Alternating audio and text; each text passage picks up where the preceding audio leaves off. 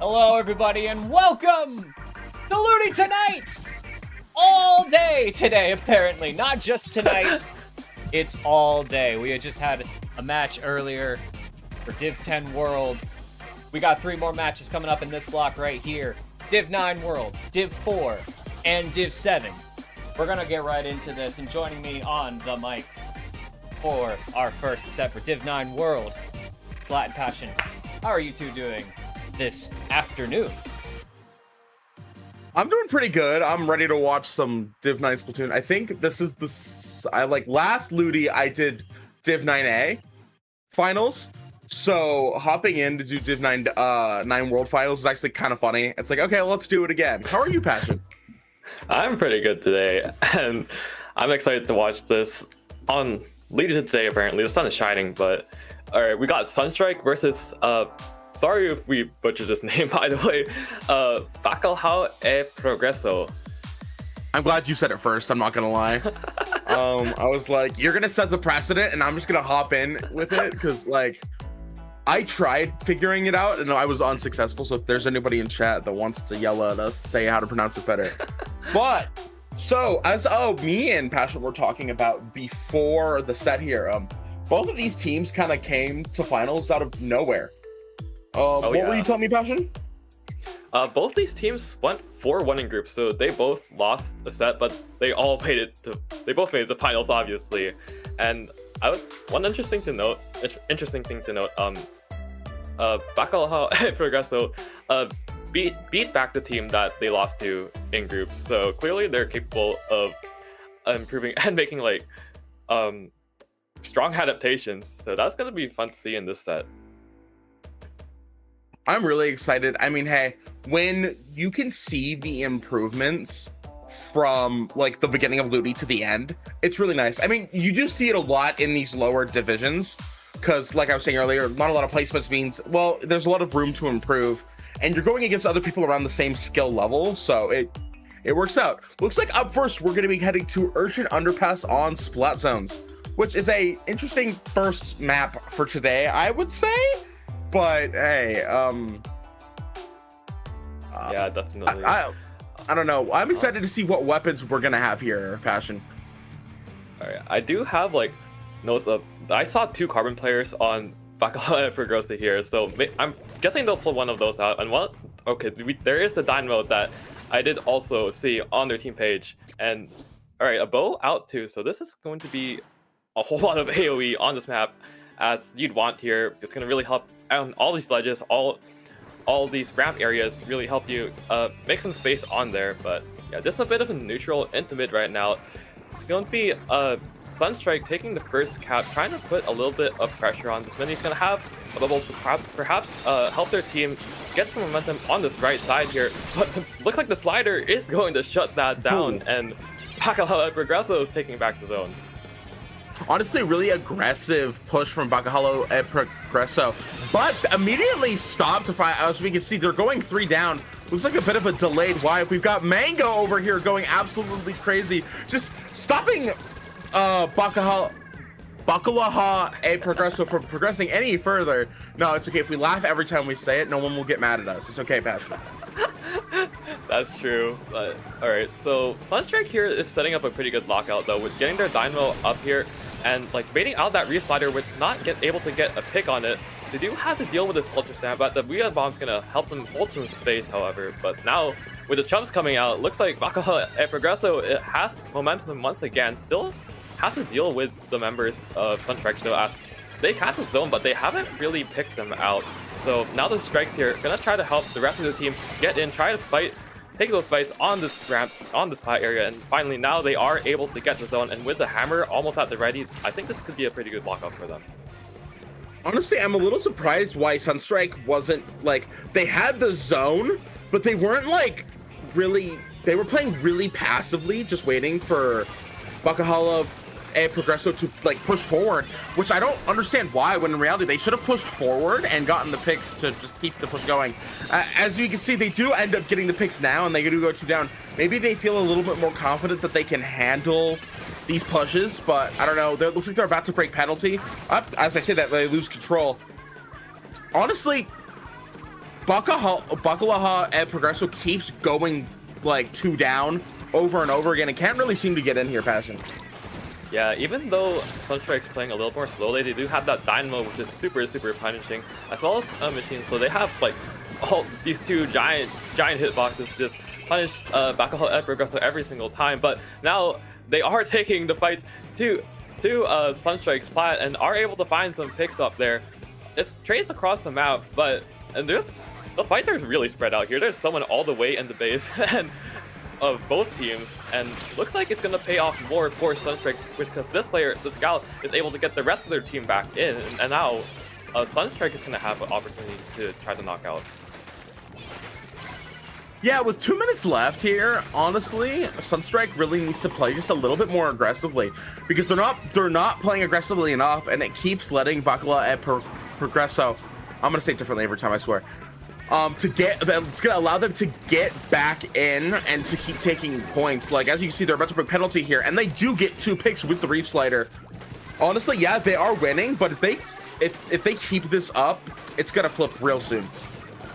Yeah, and it looks like with the hammer as ready here, they really just have to not Bacala and Professor really just have to not die here, and it looks like they will be able to take lead as they are able to pick off the mini Splatling. So that's a whole lot of paint gone for Sunstrike, not gonna be able to get in now. With the Dynamo gone especially, that's another big hitbox out of the way, and now Mini desperately trying to catch the zone is getting a lot of paint out of them there, and they are able to stop the count. So Sunstrike just surviving for a little bit more, but the wipeout comes out for Bacala and Progresso, and now with a minute into the game, this is looking pretty strong for them. Yeah, honestly, like I was saying, Sunstrike just wasn't playing aggressive enough, and Bacala and Progresso took advantage of that. Oh, well, Sunstrike is now looks like playing a little more seriously. Mango over here trying to get the 3rd pick, does not. Oh, gets the trade, so they do end up going 3 down. Gives them a chance to retake the zone and break through some penalty points here.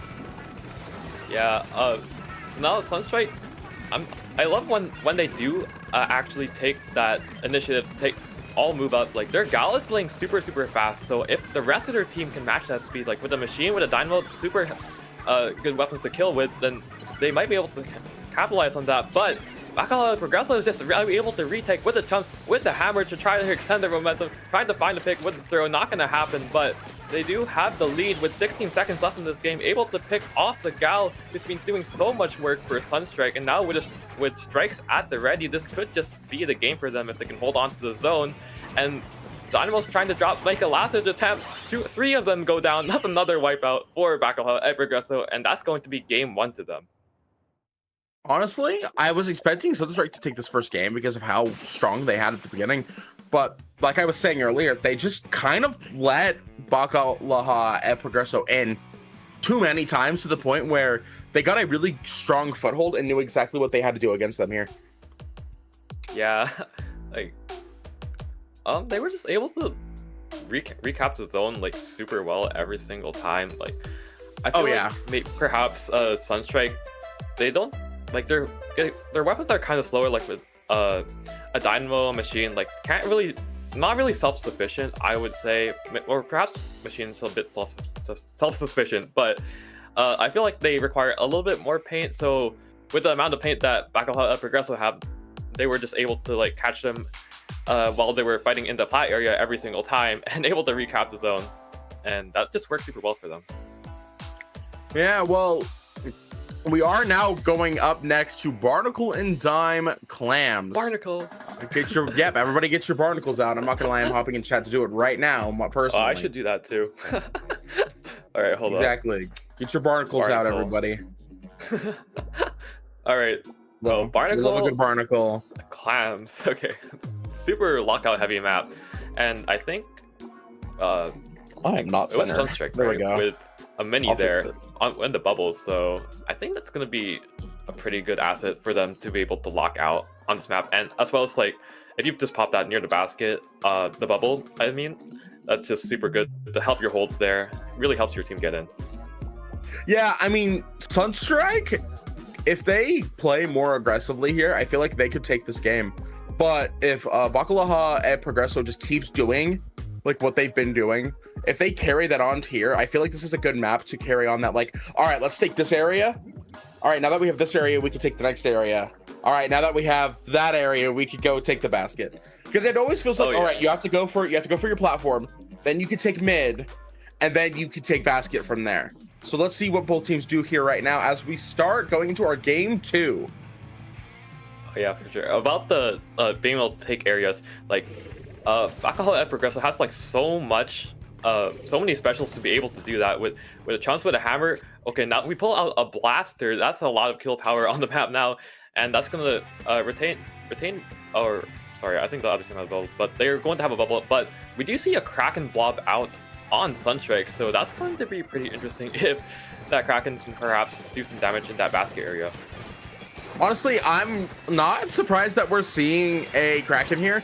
Ever since, yes, Kraken Cheese was eradicated by Nintendo, thankfully, Kraken has still been a good special to use for Clan Blitz, especially in lower levels, because not many people know what to do against it sometimes, and it's really good to get the picks you need if there's a lot of people together. As you can see, Sunstrike took advantage immediately with that Kraken push, and immediately has 2 balls in 40 seconds into the game. Yeah, now they're taking initiative, and it's really paying off for them. Mango just going crazy here with the Galaxy, able to get so many picks, and they are able to keep the basket open, and the rest of their teammates are getting more clamps to try to extend it even more. They are able to do so. Still alive, still holding this essential top left area here.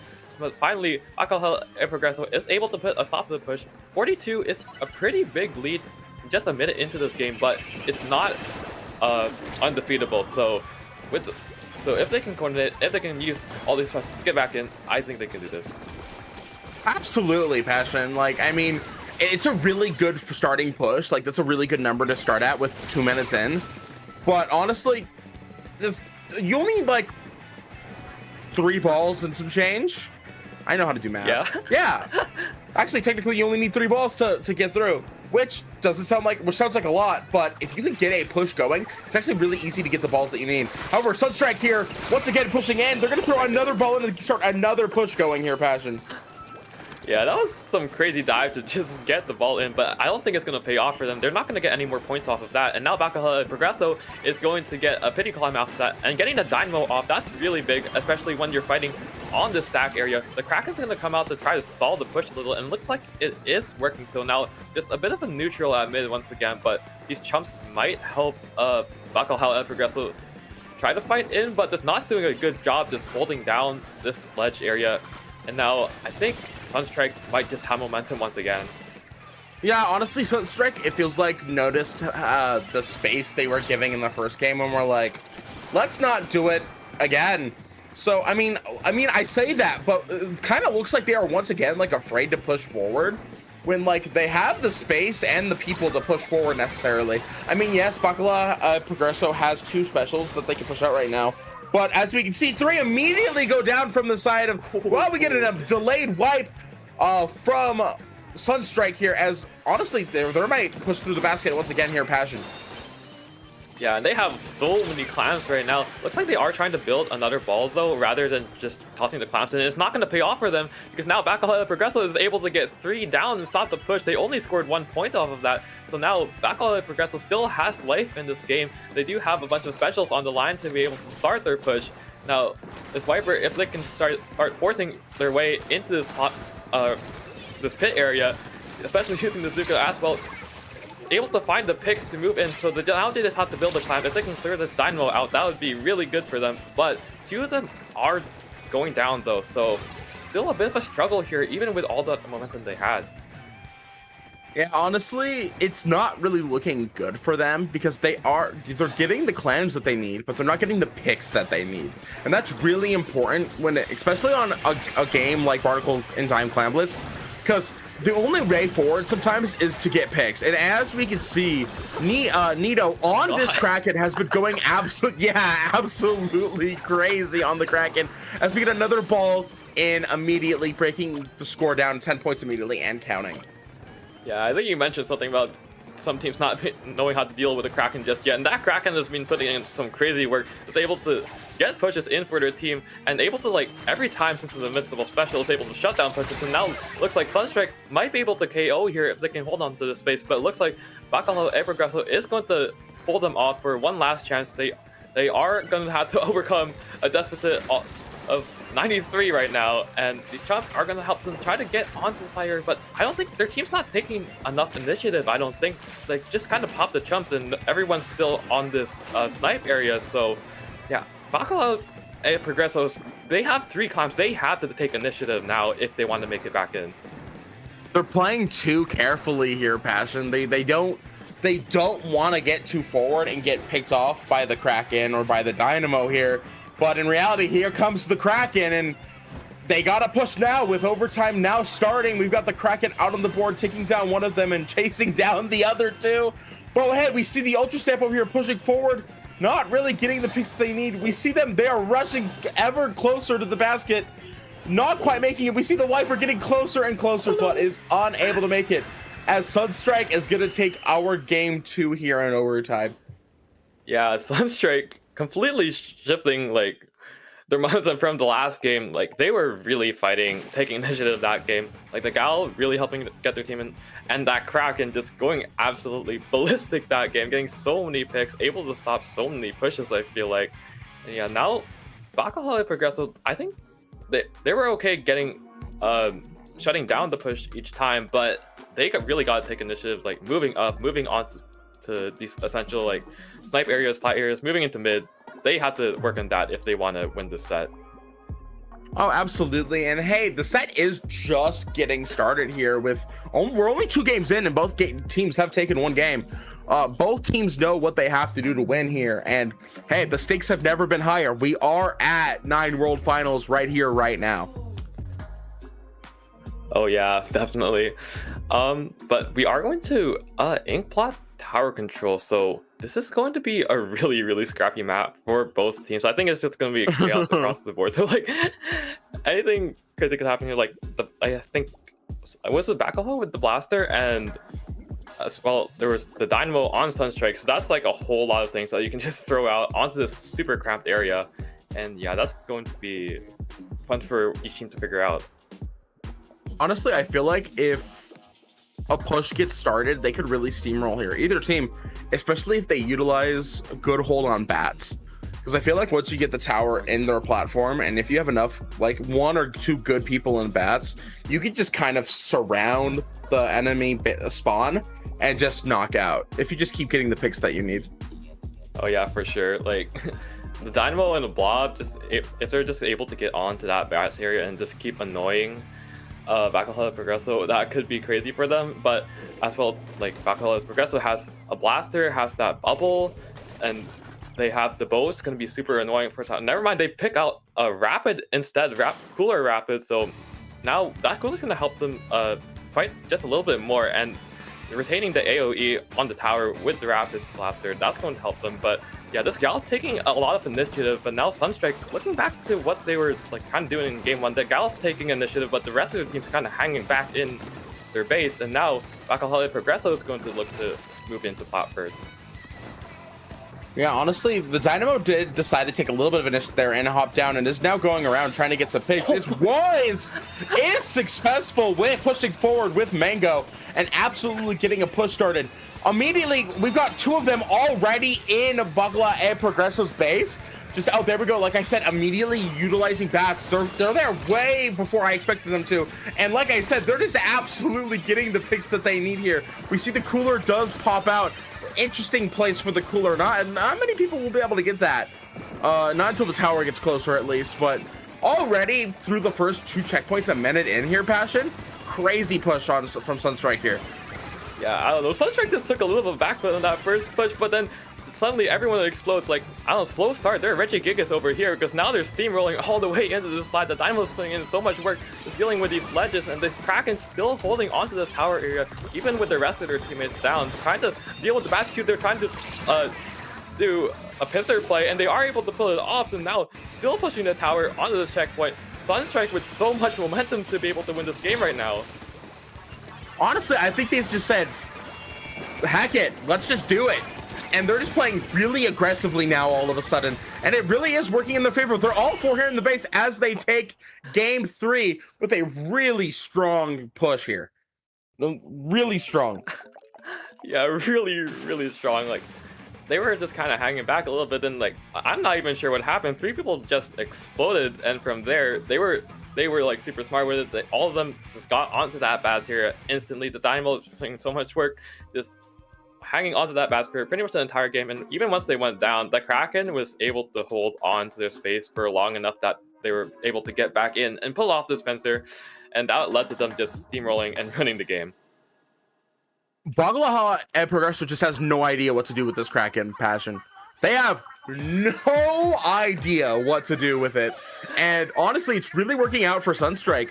Honestly, very, very good aggressive plays from Sunstrike on this game. I love seeing how like honestly, it did start out with just Mango pushing forward, but it feels like the Dynamo heard you when you said that, and they were like, no, I can do it too. And they all immediately just went forward. And speaking of going forward, that's what we're going to be seeing a lot of here on Humpback Pump Track Rainmaker. Yeah, I think this is going to be a super scary map for Baccalaureate and Progresso now, because when that Dynamo decides to go forward, like, oh my goodness, they just absolutely delete everybody. And on this map, with all that terrain that the Dynamo can just shoot over, that's looking super scary for them. Oh yeah. With the Dynamo, I feel like the Dynamo has found a new sense of confidence here. So I'm really excited to see like if Sunstrike just continues these pushes going. Because with Rainmaker on Humpback, it really is just, okay, let's take mid, and then go for the first goal. And then it's just, you do that again to go to the second one. It really is just straight line. And if they can utilize their subs and specials and push forward, I could see them winning very quickly once again here. Oh yeah, Baccalaureate and Progresso definitely gonna have to make some adjustments here. And like we did see them in that first game, they were able to retake like every time super effectively, so they're able to do that again. And interestingly, I thought they were going to pull a bow, but they do opt for the heavy splatling here, so perhaps that will help them a little bit move around some more, get around this Dynamo, get around the slower weapons of Sunstrike, and they are able to get first pops. So looks like it's still a bit of a scrap and hit mid here. They're not really taking aggression once again, and yeah, I think they're going to have to do a little bit more if they want to hang in this game. Oh, and as we say that, they immediately pick up the Rainmaker, and here comes Nito and Kraken trying to get some picks. Doesn't look like are able to get any, but they do get Baccalaureate and Progresso down 3. Oh my god, we see the Reef Slider come out trying to stop this push. The Rainmaker's stuck down in this pit here, but honestly, all they really have to do is just climb out and hit the Rainmaker on the pedestal right here. Yeah, it looks like Sunstrike's ready to start the steamroll. The rain's really helping the whole team get in here, and now it's just a completely clear plat. But the Dreadringer, okay, able to save the game just for now. But now Baccalaureate and Progresso is gonna have to try to avoid staggering. They do have a hammer out, which is gonna be really nice to be able to stall this push. But they don't have to deal with the invincible Kraken.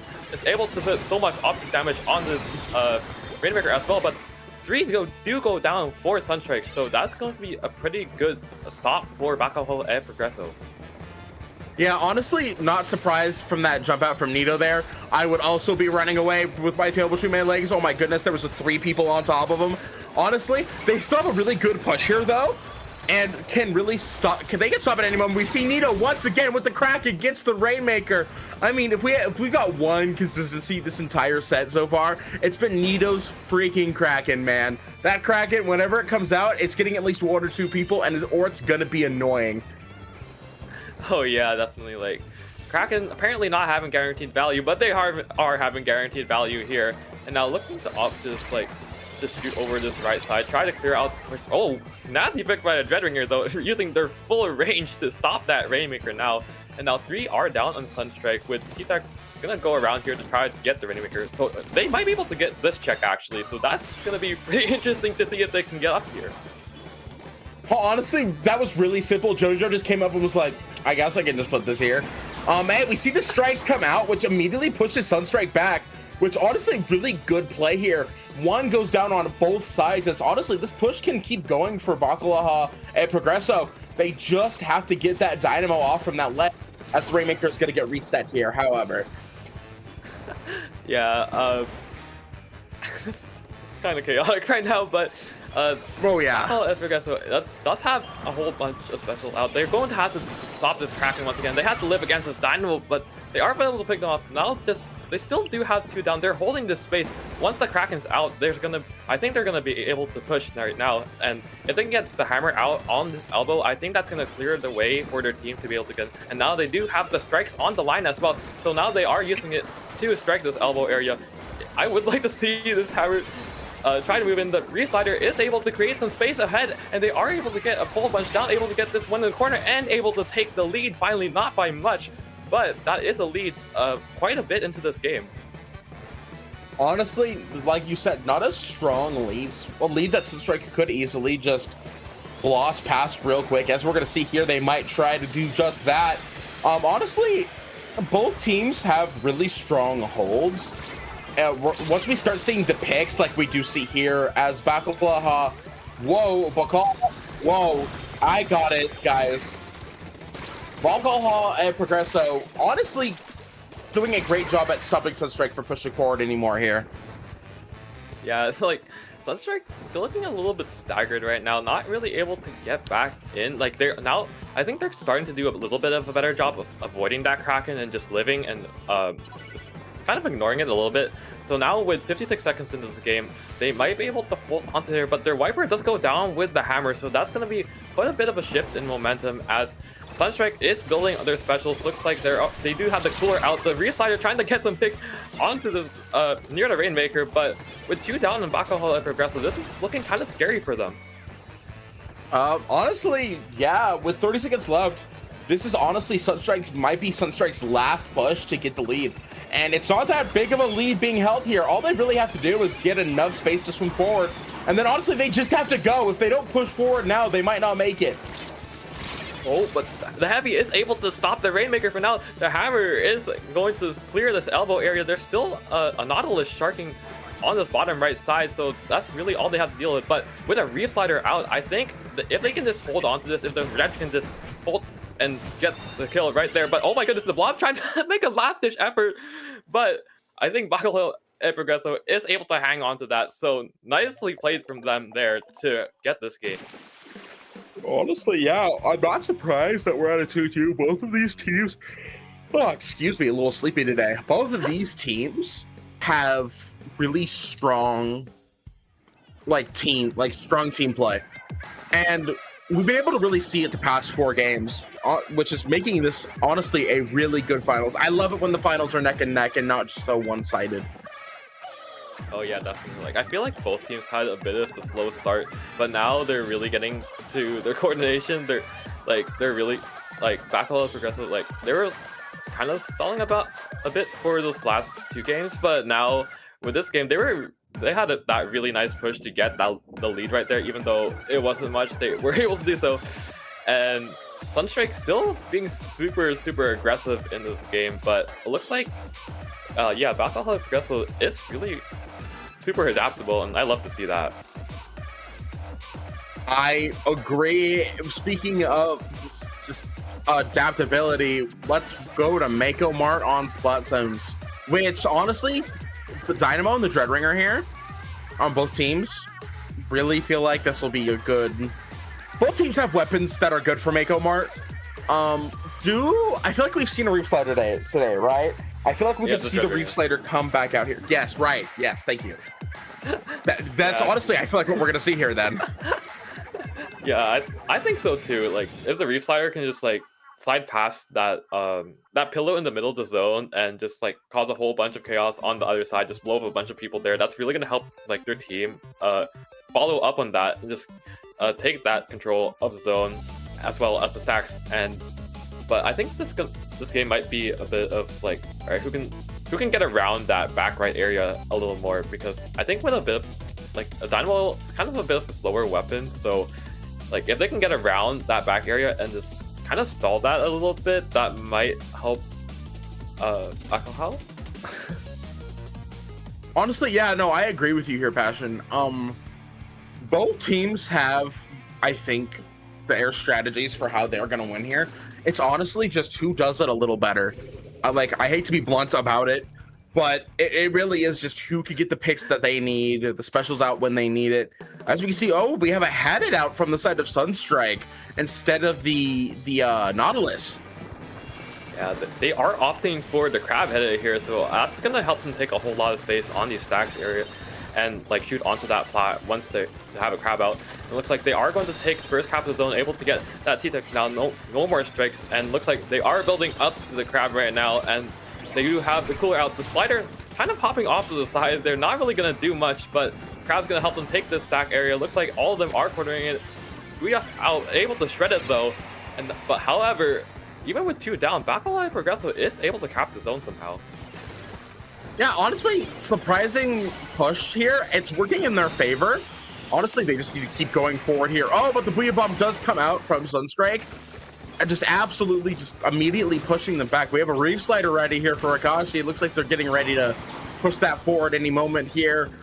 Honestly, pretty stale start. Both teams have gotten the zone. Both teams have gotten the lead. Honestly, a lot of more room here for both teams to get a little more aggressive. Yeah, I think if Sunstrike, oh, I have to say that, never mind. 2 of them went down, but they do still have the slider out, so that perhaps could help them punish a little bit. It is coming out on the zone to cap it, but Sunstrike just is able to just punish that really quickly, and now they don't have that much penalties. They're gonna start ticking down the clock once again. Mango doing a really good job here on the right side, just able to hold down this area with the wall, just pulling 2 to the side. That's gonna help the rest of the team just get back in, as they're not really, those 2 really aren't in a dangerous spot. And now this crab is going to try to help the lockout, but so many strikes are out for Bacala and Progresso to try to cap the zone. The Booyah is going to try to come out too, just barely able to cap it, stop the count.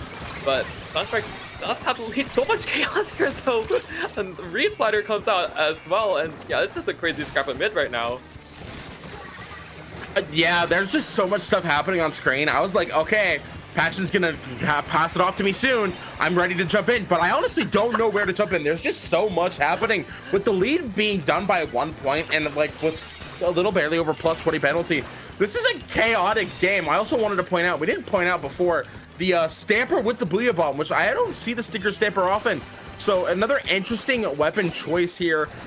But like we were saying, the chaos is turned up to 11 right now. We see the Reef Slider going to solo ult against the Dynamo. Akashi was really getting frustrated with that Dynamo there. And it looks like Bacala and Progresso is about to take the lead here once again.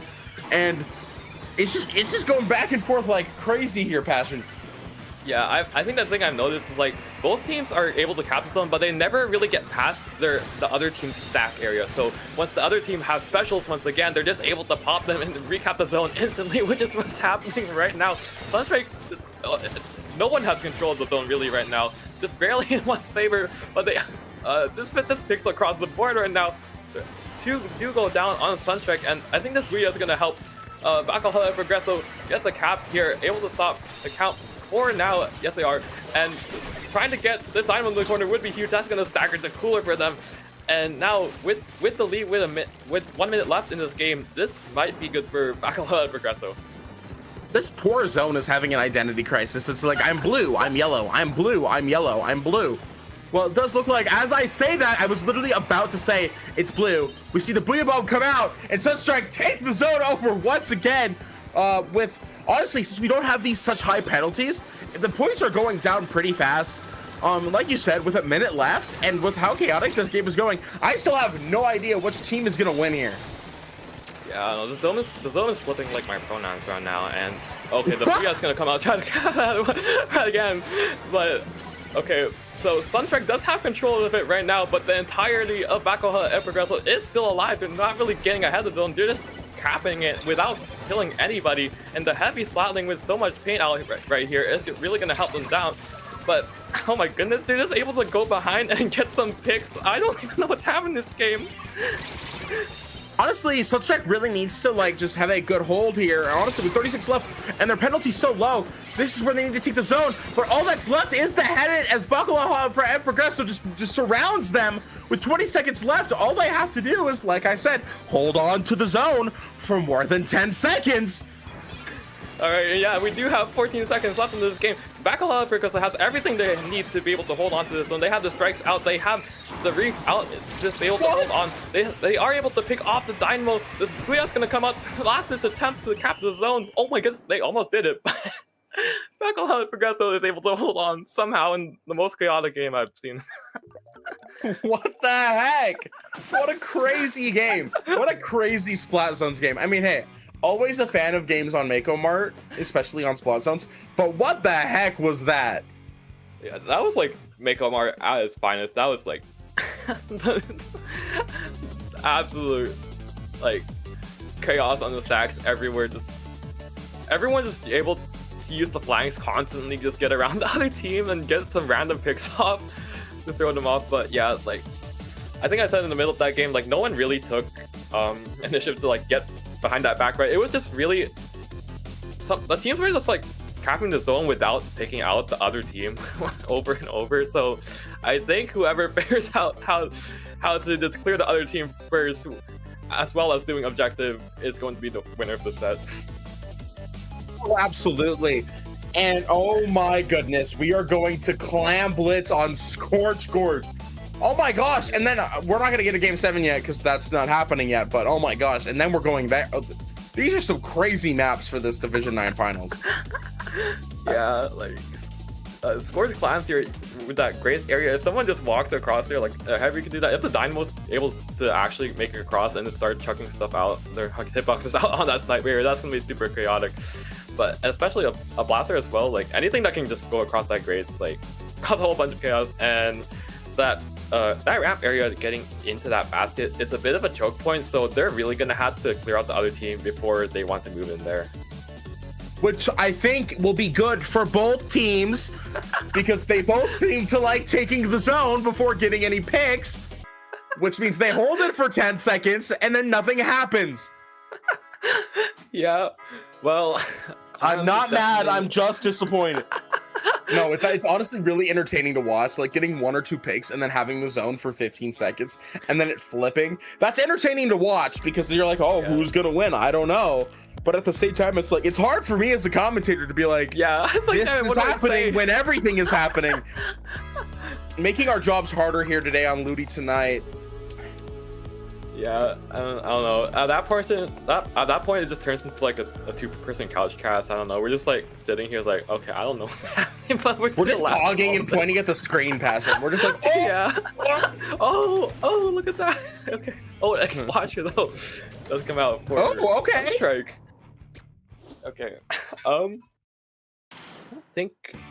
think Bacala Progresso did stick with the comp that they played last game, so I like that for them. They're gonna stay consistent with what worked, and I think this X Splasher here is really gonna help with that splash zone on these sledges. Also help like clearing that top mid area for the rest of the team, which is gonna be super helpful to have the high ground on this map, especially when you have so much area like a Dynamo. But yeah, it's just this grab right now. Sunstrike is able to strike first with getting 2 picks, able to get the cooler out, and now with the reef slider, they just have to deal with that.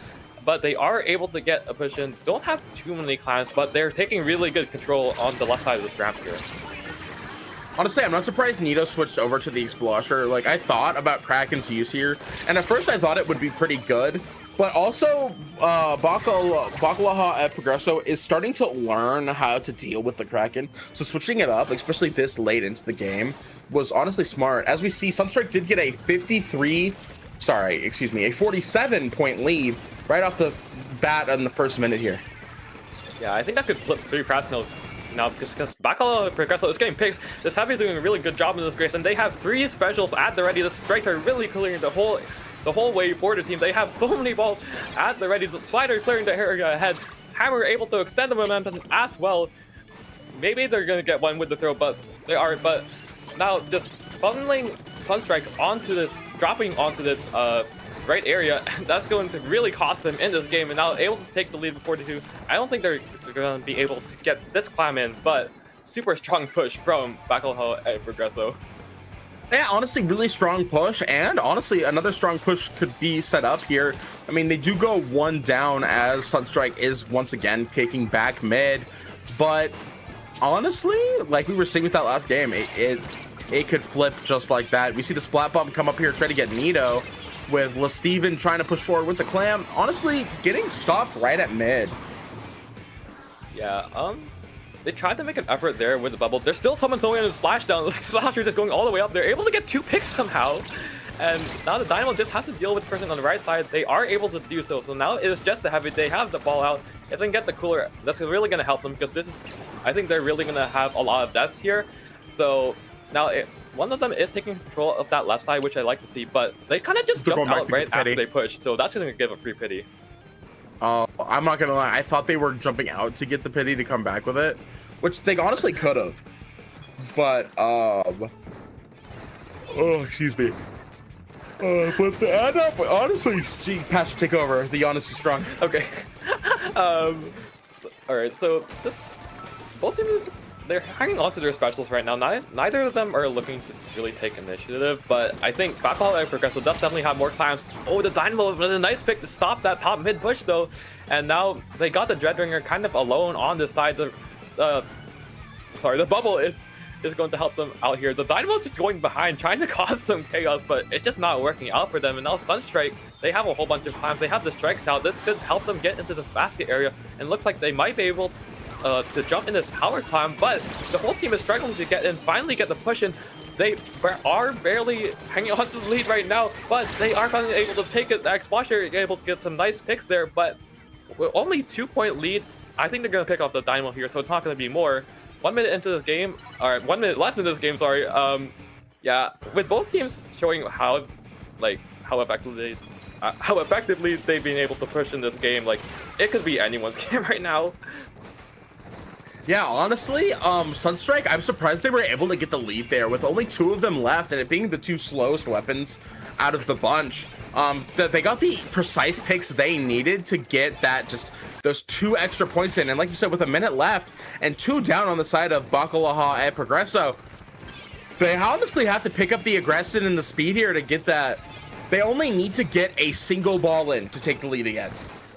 So, yeah, but with 45 seconds left, can they do it? Wait. This could get so many people right now. Okay, they're able to get 1, but 2 go down on Sunstrike now, and Hammer Throw is going to help extend up onto that ramp area, help clear it out. It looks like they might go back for that pity, but no, they barely have any clams right now, so they're going to have to build quite a bit more if they want to retake the lead here. It looks like the Viper just kind of hanging back, probably waiting to jump in that pity. They are able to pick off Mango there, and Viper now able to get 2 really nice picks. If they are able to, okay, they are able to bait out the splashdown, so now they do have quite a bit more clams now with a slider at the ready. This could really help them get into the basket right now. Honestly, yeah, you're right here, Passion. Honestly, here comes the hammer, and if we use the reslider as well, we can get a ball in, which will immediately put it into overtime, and we get 2 balls in, which isn't enough to take a lead. But, however, they got enough clams in to immediately take it as soon as overtime hit. I was gonna say that, but then it happened, so I didn't have to. Yeah, yeah, just like, I don't know. Yeah, we always say this game is like super crazy fast, and especially on these like, I don't know, lower dips here. It's like, is this actually? And so hard to keep up. It's like everyone just flying everywhere across the map, but yeah, the pushes were so dynamic on this game for both teams. Just Bacala and Progresso able to get the last lap in right there. Like the Dreadringer went behind, and I think just slid behind that snipe area of Sunstrike, which completely threw them off. And then the rest of their team were just able to push in from the front and get all their balls in to take the lead there. Absolutely. I mean, hey, I think chaos is the name of the game here. Like when it comes to these lower divs, you see such wildly different weapon comps than you do when we're watching higher play. I mean, I feel like these days we see more different comps in higher play, but it's still like, it feels like it's more the same. Whereas you'll see the most crazy stuff come out during Div 9 World Finals. Speaking of crazy stuff coming out, Undertow Tower Control. I personally love Undertow Tower Control, but I've always loved LUTI's map lists and their maps. They're always fun to poke fun at sometimes. That is true, yeah. Undertow's Spillway Tower here, like it's super like tough to get past that top left area, especially like how effectively both of these teams have been able to like get picks, like whenever they choose to. Like if they can just throw everything at that left area whenever someone's about to get the check, I think this could be a super chaotic game once again. I mean, I will say, we haven't mentioned, we are at game set. If Bacalaha and Progresso takes the win here, they win Div 9W Finals, with Sunstrike honestly only having to win the next 3 games, which we see earlier, they won 2 in a row. Maybe they can win 3 in a row here. Heck, maybe they win 2 in a row and bring us to a game 9. Maybe. Ooh. That would be high. Yeah, I don't think the other teams would like that, or I don't think production would like that, but it would be hype for us and everyone watching. And oh yeah, absolutely. It would be hype for us. Yeah. Okay, so I don't. Okay, okay, so the range is pretty short here. Sunstrike, they don't have Dynamo anymore, just because they do have the Kraken blob out, and stick with most of what they had already. And Bacala Progresso sticking with this heavy splatting, I think it's really going to help them out. But yeah, Sunstrike, looking at, they're on the back foot, they are taking initiative. I like what I'm seeing right now. They're moving into this left area super fast. That bubble and the Kraken is really going to help clear space on this snipe area right now. They are able to pick off too. And this is starting to look good for them, but they do have to deal with this blaster who's being a nuisance on the side and wipe out for Bacala and Progresso. Honestly, I was expecting it to go the other way, but Sunstrike, I think, was a little too confident with that push there right at the beginning, and immediately got punished for it as Bacalaha and Progresso. Hey, they have their sights set on the gold here. They're ready to push forward here, but they do go 2 down and counting, so I don't know how well this push is working. They are able to get past the first checkpoint, however. Oh yeah, that's gonna come out, but it's not really gonna do much. Like, I think, as I said, like, if they throw everything at that check, whenever someone's trying to push it, like, that's really going to be chaotic here. And that's looks like what's happened so far, as Sunstrike was able to stop that push really quickly right there. And now with the splashdown here in this corner, that's really going to help clear it out. They are able to pick off too. How their block does go down, but Mango is just up here going behind, trying to find the heavy splatling. It doesn't look like they're going down, but it looks like they are going to be able to break the check, and they have a bubble at the ready, so this could be pretty good for them. Honestly, 2 checks in right off the bat. Honestly, a really good push. Both teams are 2 down. We have half the players on the board here as we make it to the last checkpoint. They are forced to go back. But, hey, really good push from Sunstrike here. Yeah, I love the effort Sunstrike's putting in. Oh, I don't know how they lived that slider there, but I love that they're putting so much urgency in to keep their winning hopes alive. And, yeah, it's just crazy scrap right now. Players are kind of just everywhere across the map, but sorry, my voice is kind of dying. Bacala Progresso is looking to push the spine once again, and they do have the Wavebreaker out. They're those heavy splashing trying to paint for their team, trying to get this pick off on the side. That's gonna help. Mango's down. They've been doing so much work for Sunstrike, and now Bacala Progresso is looking to put a pretty scary push on his heavy, getting some really nice picks there, and now they just have to deal with this blaster on the side. Honestly, yeah, they make it to the second checkpoint here and have a really strong push. Really great bubble placement there, but it doesn't seem to be really helping Sunstrike as they're able to get past the second checkpoint. And honestly, we're halfway through the game, and it looks like Bacala Progresso is about to take the lead here and potentially break this checkpoint. Yeah, they're able to take the lead. That's super critical now for Sunstrike. They are able to pick 2 down. However, the Dread is trying to hold on to the tower here, but the strikes are going to come out solid a little bit. But now Sunstrike, they are able to stop the push, but they have to put on so much effort to get back into this game. They are taking initiative on this left side, trying to clear that grass area there. And now with a Kraken out, with the bubble out, they're going to have to get forward. They're going to have to get to these ledges to try to stop Bacala Progresso from getting anywhere near this tower. Honestly, not really working that well, as we see a lot of specials coming out from Bacala X Progresso. And honestly, we see the push get stopped there immediately as they're getting they're not getting a wipe, but they're getting enough pace to where people are going down and not able to continue the push here. Wait, that blaster's kind of nasty in the corner there, though. Just able to pick off 2, I think, by themselves, just with absolutely no paint on their feet. So now that's going to give Sunstrike new life in this game. So they are still kind of stuck behind this spine area. They don't really that's the thing. They don't really have any range to be able to like shoot forward in front of that. So they're really just gonna have to get up there and get picks, which I think, yeah, this Kraken's gonna be able to try to do right now. If they can try to get a pick up here, that would be super critical to clear the way forward to the rest of their team. But yes, someone's just hopping in the tower and stopping that, and the strikes are gonna stall that as well as and the Reef Slider. Oh my goodness! But somehow Sunstrike is still alive here, desperately holding on for their bracket lives, but all of them go down as I say that. Oh my goodness. And there's the wipe that they needed with 30 seconds left on the board. Honestly, if Baglaha and Progresso plays patiently and just waits it out, they can win the game here by playing really defensively. As we see, we've got K-Angel on the heavy, just honestly just waiting to space out any people try to come for the tower. Honestly, it looks like they're more of just trying to hold defense instead of pushing forward, which honestly is smart here with 10 seconds left, Passion.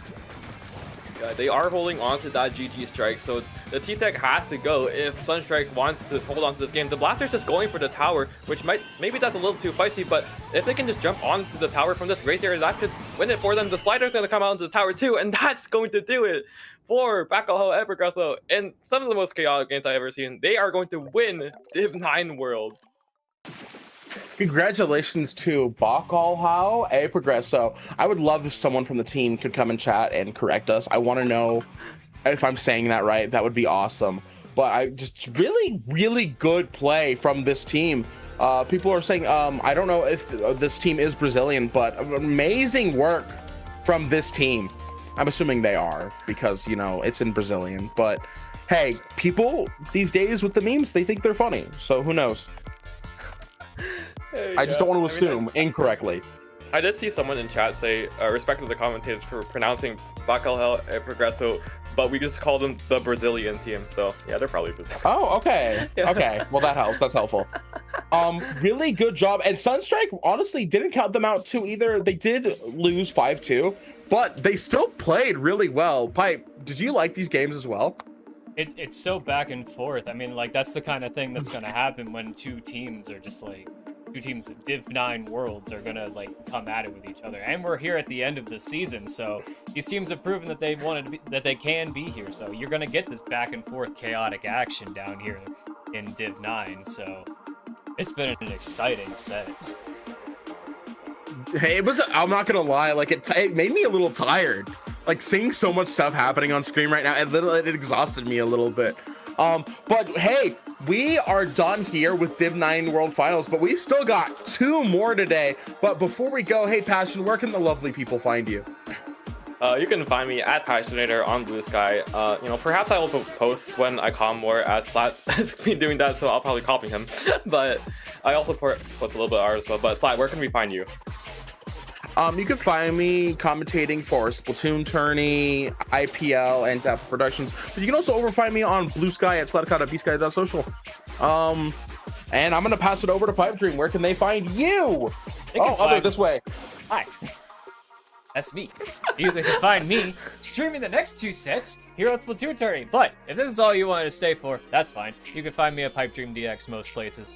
Online, I'm mostly on Blue Sky, but I help out with other productions as well around the scene. But we got a Div 4 match. We got a Div 4 match coming up for you. We got a new set of commentators, so we're gonna get everything set up for you. Get it started as fast as we can. See you.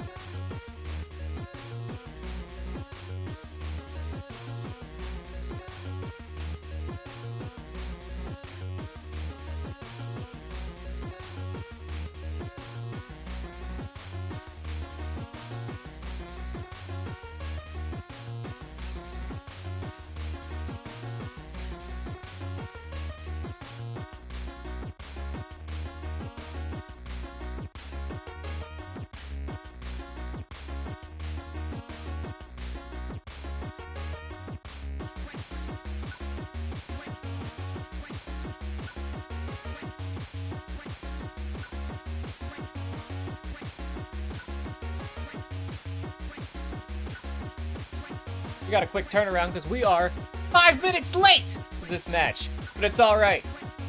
The last one took us a little bit over. It happens. Sometimes sets go this way. But we got a Div 4 matchup for you right here. Upcomers versus MAD, M-A-D, whichever way it is. Joining me for this set, Ito, Dragapult. How are you two doing this afternoon? Doing great. I just saw a set of all time, as the previous casters have pointed out in that last matchup. And now we're looking at another spectacular matchup between upcomers and a former low league champion in MAD, I should point out. Yeah, it should be a good one here. MAD and upcomers having gone through the playoffs rather easily here. Not much competition coming from their opponents here. We are seeing right now on the screen. MAD having 5-0'd their semifinal set, while upcomers with some interesting players here having 5-1 their set against Pool Party with a mix of pretty good talent on their side. And the most interesting part about both of these teams is that, yeah, like you mentioned, they are both undefeated. MAD having the rockier road to the Division 4 finals. Upcomers, they're a little more on the smooth sailing side. In fact, their worst loss was a their worst win, rather, was a 5-3 victory against Remix, but everything else has been 5-1, 5-0, 5-0, and 5-1. So, upcomers look stellar on paper. Yeah, and they look poised to try and take this Div 4 crown here against MAD, who have, yes, despite their rocky road in the group stages, have looked really good up to the finals now. Some interesting players to highlight here. Martinolo has been a mainstay in the scene for quite a while here. Very good roller player. We'll see how that factors as we get ready in the lobby for our first map mode of Zones on Urchin. And Urchin Underpass is still a relatively new map, at least compared to the ones we're going to see coming up on this matchup.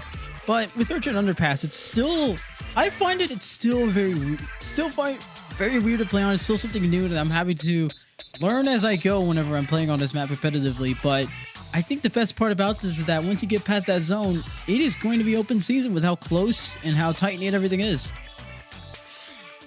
Yeah, Urchin, a map that is very favored here towards the lockout here. If you can get good forward positioning, then it is hard to find those angles to get back in here. And so it is a little bit of a smaller zone as well, so it is prone to a lot of flips despite the size. So we'll see how both teams want to coordinate around what they want to do here, because on the side of upcomers, they do have a few players here with some interesting weapon choices. So we'll see how that factors into what both teams want to run here. I should point out that once we had the rosters on the screen earlier, one of them could come up as a square. I am currently being told, and actually Sendo will also tell me as well, one of them is apparently dollar bag or money bag, dollar bill flying and stacks of money emoji, and that's what it pops up as. So I always talk about the creativity in the names that people come up with in the competitive scene, but you're making my job even more difficult. I don't even know how it's going to show up in the game, actually. Yeah, I hope the nicknames aren't like that in the game, because that will be a little bit of a problem to commentate over. But on the other hand, we are having our players getting their weapons selected for our first map here. And so, and on the side of MAD, there is another square player like that was mentioned before, a Beer Nova, a little bit easier to pronounce here. No emojis that we have to really work around. Oh yeah, well, regardless, we'll see how these games, or the names manifest as we look towards game 1 of Division 4 finals. It all starts and ends here. Upcomers looking at the yellow ink, or in the yellow ink, MAD in the blue. Both of these are, would say, fairly conventional lineups, but then we see a heavy splatling on the side of upcomers, and on MAD, we're seeing a custom blaster, a 96 gal, and of course the dreaded Dynamo. I see myself, I'm a very big fan of Dynamos, so we'll be a little bit biased towards them. But already we are seeing Chud Yoshi here with the back, 2 players on the side of MAD going down here already, and that's already a quick wipe for upcomers. already taking that forward positioning here. Despite the fact that they don't have cooler, it is a lot of weapons that can cover with AoE and heavy with that absurd paint output. 3 members of Upcomers well ahead of the zone. ZL gonna back up along with Mantra. Certainly looking to get this reslider up and going. But Upcomers look great as far as zone coverage goes because nothing has quite been able to contest them. I mean, you're already out down to 23 remaining and we haven't even gone through a minute of the match. Yeah, that timer is quickly ticking down here. Will have to be a beard trying to do anything, but against a heavy Splatling, that is just fruitless here. That really already beat 3 seconds left on that timer, and that will be Upcomers taking map 1. Not a lot of contests coming out here from Mad. A lot of struggle to get back in, really. And Upcomers have looked stellar throughout the rest of their playoffs. Again, the worst outcome that they've had was a 5-3 victory in the first round, against Thinking Caps. So it's not like they're not used to dominant starts and dominant finishes. Their last 2 matchups have been 5-0 and 5-1. So Upcomers looking like they're going to follow a trend.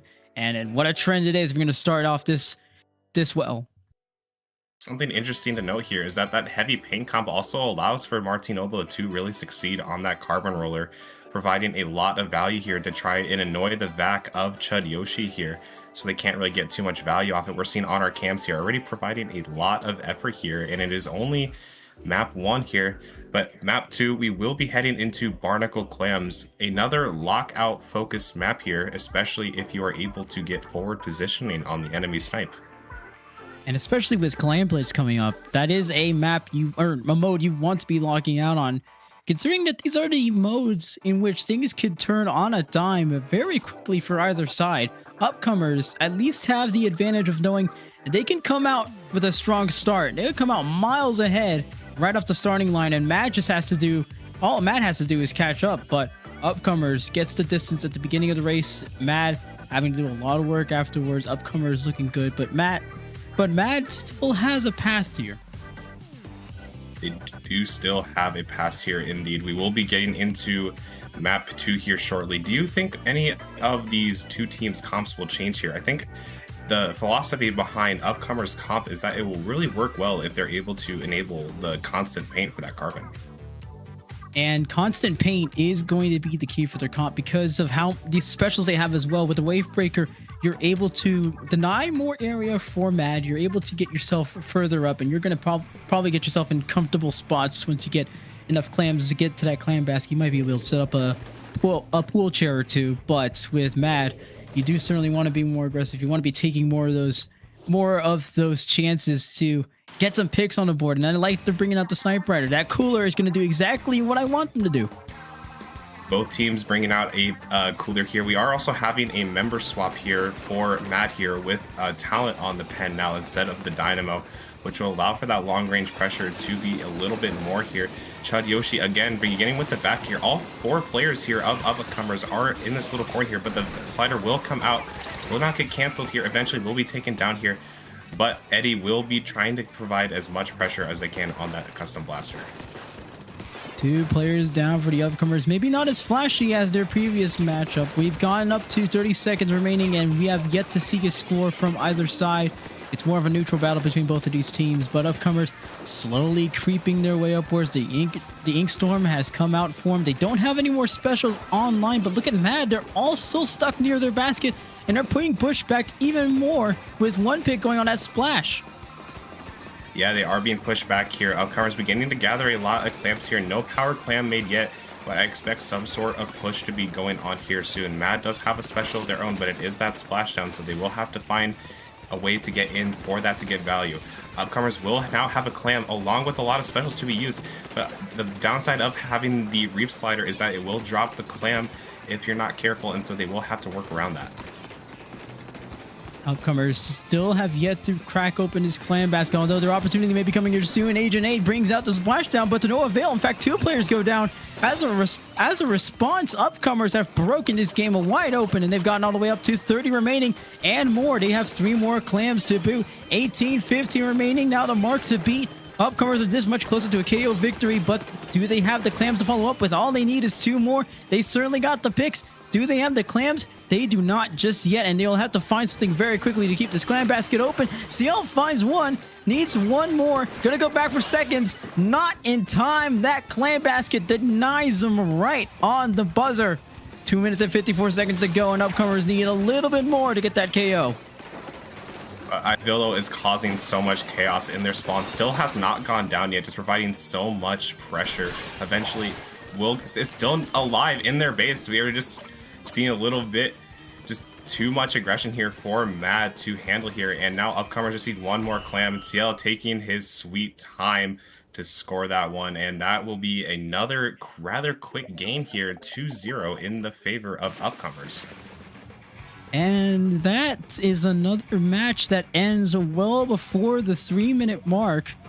I'm kind of surprised by what I'm seeing from upcomers. This is like, if their playoff record was any indication, this shouldn't be a surprise, but the magnitude with which upcomers is starting to beat Mad, the former Loin champions back in January, this is excellent stuff to see. This is excellent stuff to see indeed. Bill has been a rather renowned anchor player for a while now, so it is a little bit of a surprise to see them in Div 4, but regardless, they are helping their team quickly lead 2-0 here. We'll be heading into map number 3 now, which is fan favorite of everybody, maybe not, Inkblot Tower Control. It's the bread and butter of competitive Splatoon. It's a map mode combination you're going to see a lot, especially in the counterpick industry, so I'm not surprised that it's loved and hated by some of the community, but with the way this match is going, I think we're gonna have to go back to what you said, Day, in having Paint enable some of these specials, especially on the side of Mad. They have a splashdown that could be very useful, in fact, but it's not getting much use out in this game. No, it's really not here. And the thing is, Blaster will be good on tower as well. So it will have to be up to Mad to try and find a way to get those openings in. Because despite the way this map flows, it can get rather snowbally if you're not able to protect your check, protect your bats in time. Because Inkblot is a map that caters to the forward positioning here. And Mad hasn't been really doing a great job of trying to get that position. It has always been upcomers full throttle so far. Full throttle it is, because Mad has had nothing. They haven't been able to set up anything in these last few matchups. In fact, that last game we saw, it almost seemed like Mad had something going for him. It was at least a neutral battle, which is better than what they could have said from the previous game and the previous about 30 seconds in that matchup. But after that, upcomers completely blows right past him, opens up the clam basket, and from there, that's pretty much the game. Yeah, it is pretty much the game here. I don't expect a lot of comp changes here for these two teams. Maybe the heavy spot lane from CL, but I don't expect them to really swap off what's been working so far. Yes, they have swapped weapons before, but both the results have been the same. It's been a rather dominant showing from upcomers so far. Mad hasn't really been able to find a good answer to stop this upcomer aggression here. It's always like the Nautilus, like we saw the Nautilus so far up in their base while upcomers were pushing, providing so much time for Mad to get for upcomers to get clams here. We are seeing the Crab Dread on the side of upcomers. A little bit excited to see that. That is interesting. I like that crab pick. There's certainly a lot of places on Inkblot for you to set it up, but this is game 3. This is Tower Control Inkblot. One thing I wanted to note before the game is that Mad, this is going to be the most map losses they've had in the playoff round so far. Their last matches have been 5-1, 5-1, 5-0. So with upcomers, they've certainly got a whole new challenge ahead of them. But this game is starting off in a neutral stance. Nobody getting any big plays so far, though that might change. Mad has 2 picks on the board. Or upcomers. Yeah, Macho with the nice pick already to lead this advantage here, but it will be CL quickly going down here. Now, first time we're really seeing Mad in an advantage here. 2 players down for upcomers. It will be Talent on the leader here, providing that pressure. 3 down already on the side of upcomers, but CL will do their best to find another quick pick here. So this is a little bit of a stalemate so far, despite Mad trying to ride the tower here. No dice for Mad. They do get the lead, but they're not going to expand on that. In fact, it goes 2 players down. Agent 8 has the sneak up on 2 players, gets one, not able to exchange a trade with another. That's going to be Bobo on the Decavitator, the Mint Decavitator, mind you, as they have the bubbler ready. Lots of specials online for the upcomers. They're going to cruise straight towards this first checkpoint and take the lead. Yeah, will not be a lot of resistance here from Mad. One player will go down. That was Bobo on the decav, though. Talent trying to do their best to provide a lot of pressure on that tower towards upcomers here. So it will be a little bit of a stall, but the jumps of upcomers are quickly coming back in here.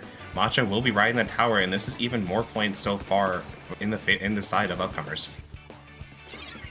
And now upcomers finally gets a pause to their push. Mad able to recover. Certainly a nice change of pace for Mad, being able to combat what upcomers has been bringing to their side, but they need to get past the second checkpoint. Upcomers hasn't been able to reach it, but they certainly won't. Mad certainly won't be able to reach it if Bobo is able to come to the side and wreak havoc on Mad. 2 players down. Judd Yoshi in a bit of trouble, but not quite as much to stop him from going after this Blaster. Blaster has a snipe rider right on their side, gonna help with that pick.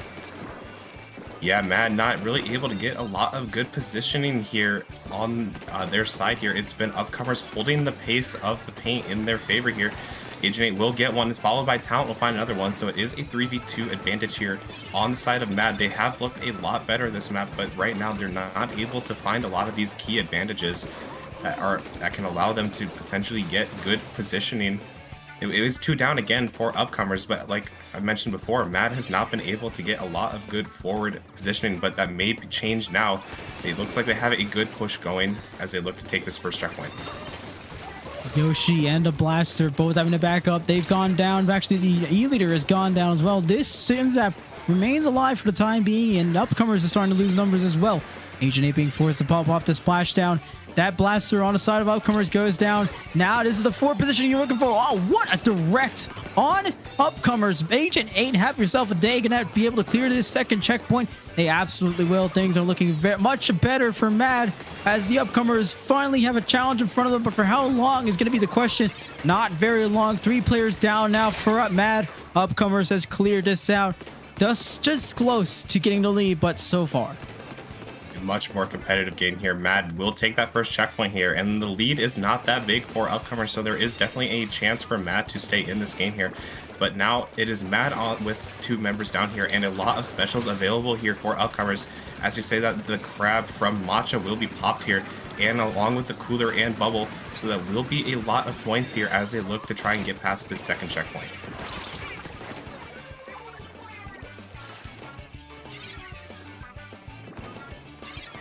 Will also be now Morning. Mad trying to take back this position here. Yeah, looking a lot better here. There are a little bit more of a lead here for the side of upcomers, but it will be Agent 8 with a nice pick onto Eddie here. And so it will be a man advantage here for the side of Mad. They don't have a lot of time to make this push. They need just a few more points. They don't even need the checkpoint, I believe. They just need any sort of points here to try and take this lead. Agent 8 not able to get a lot of good positioning here.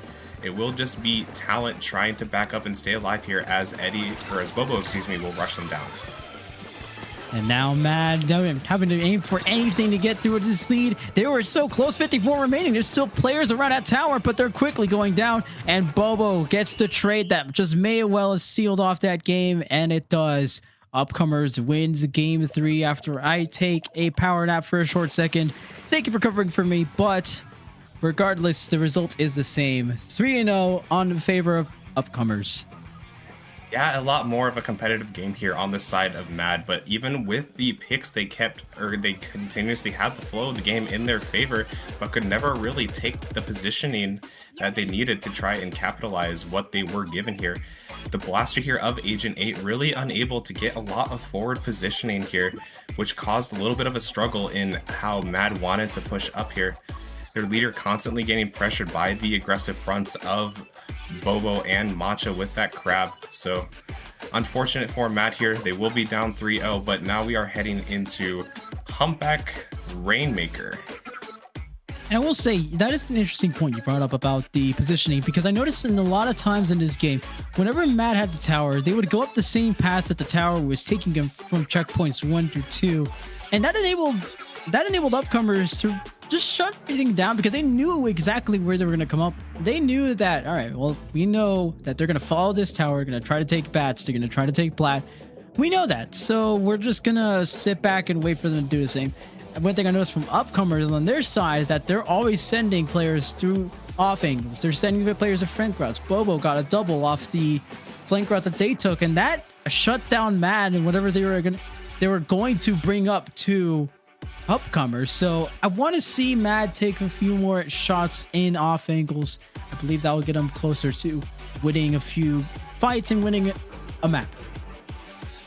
Yeah, but it will be a little bit harder to find these off angles on a map like Humpback here. Sure, you have these ledges to work with here, but the main path of the Rainmaker on this map is through that right choke point. And so it might be a little bit annoying for Matt to try and get good positioning here, especially if you're trying to funnel so many players through a choke. And so that could be an advantage for upcomers to realize that the positioning might be a little bit predictable here from Mad, but I don't expect too many changes here from either team. Like upcomers have been constantly, it hasn't been minor changes, but a little bit of the changes in those kits. Like we saw the Dread before, and then we saw the Dread with the Crab, so who knows what they'll pop out next.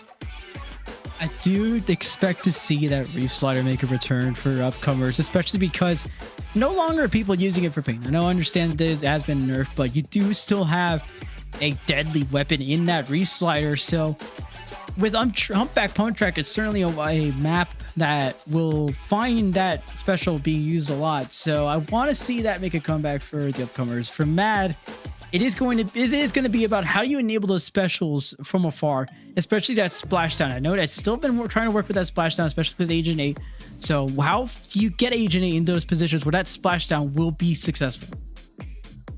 Yeah, we'll have to be successful here. If they want to try and start a comeback here, they are down 3-0 right now. Not a good position for Matt here, but there is still definitely a chance for them to come back here. And so who knows what will happen here. We will be getting now into map 4 of our finals here.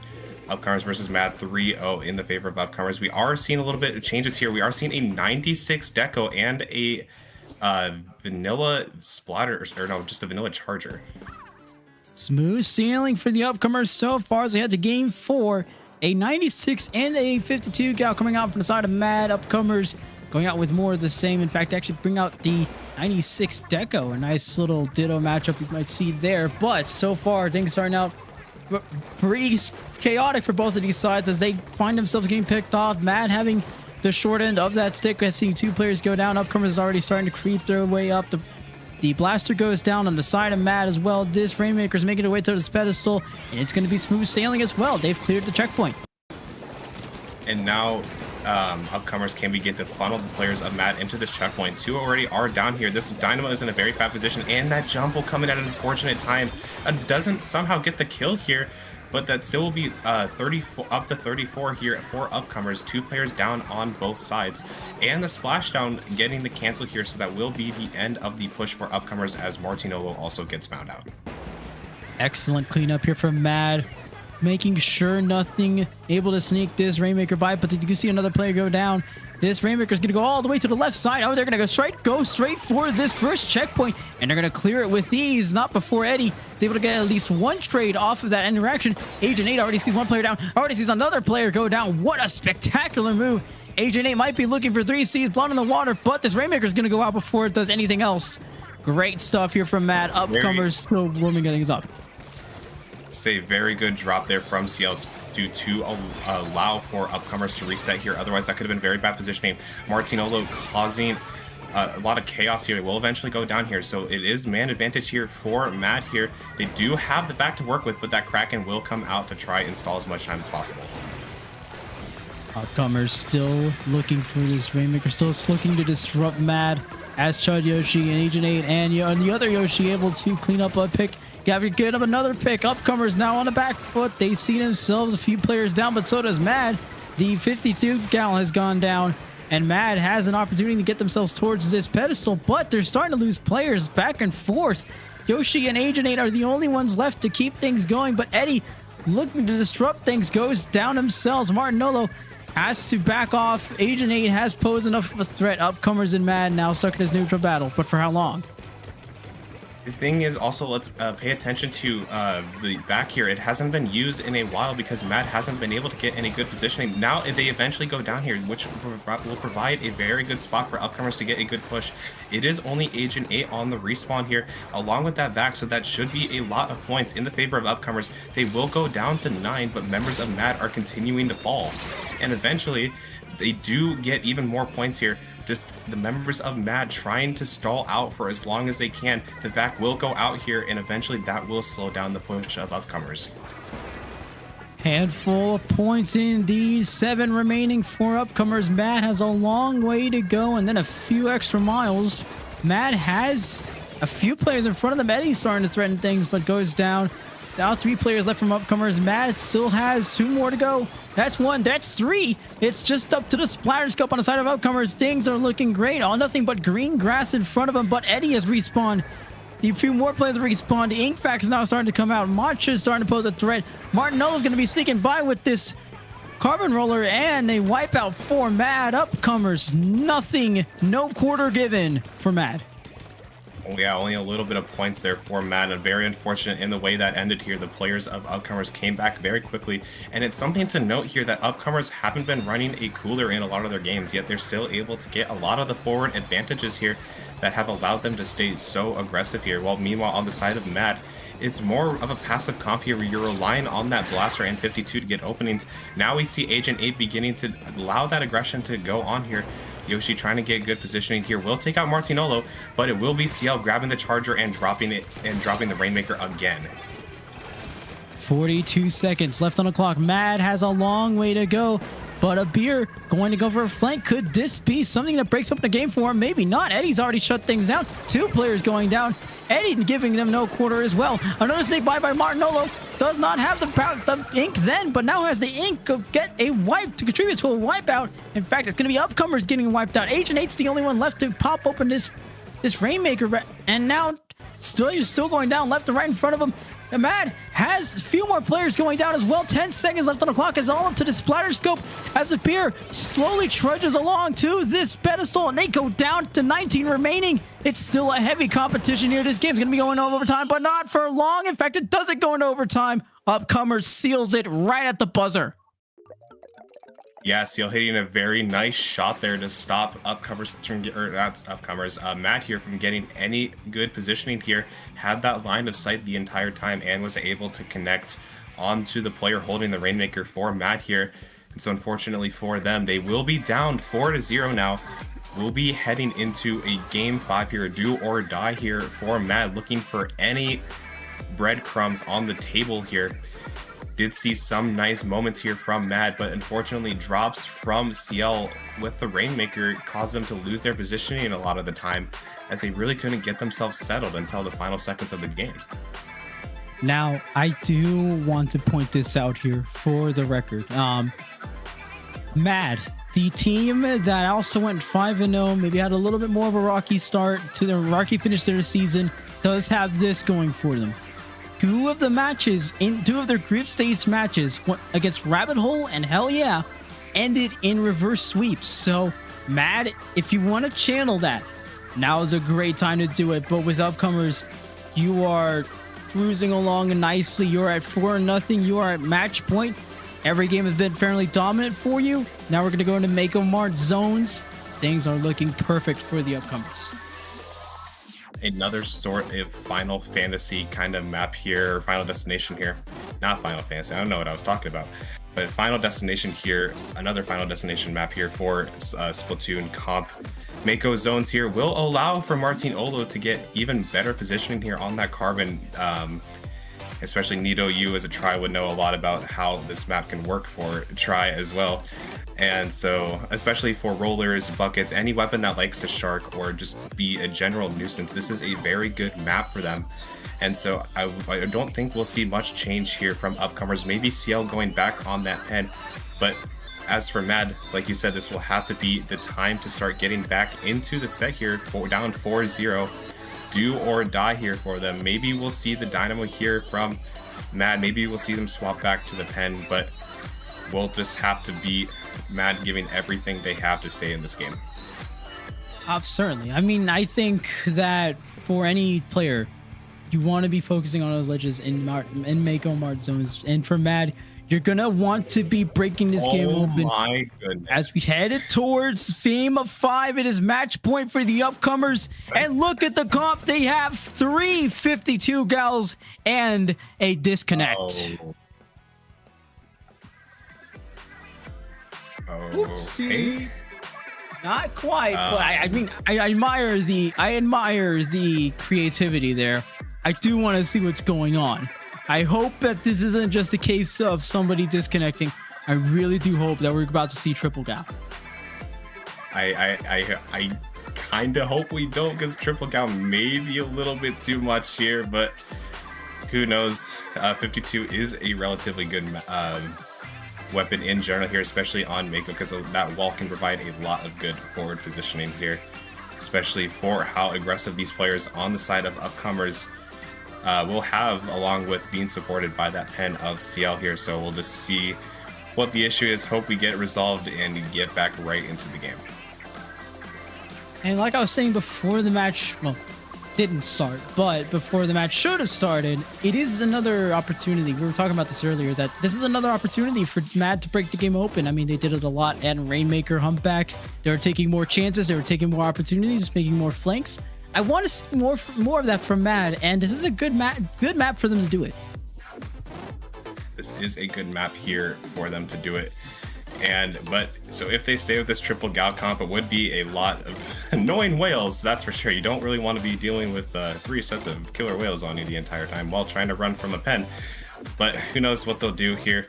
On the side of Mad, maybe they'll roll out the Dynamo, maybe they'll roll out the pen like we mentioned before, but they just need to find something. Like, these past 2 games that they've lost have been relatively close, if we're speaking in good terms here. Like on Inkbot, they were pretty close here, and on Humpback, they were just a few points away before CL hit that final shot here. So they are putting up a good fight here, but it is just not translating through the games here.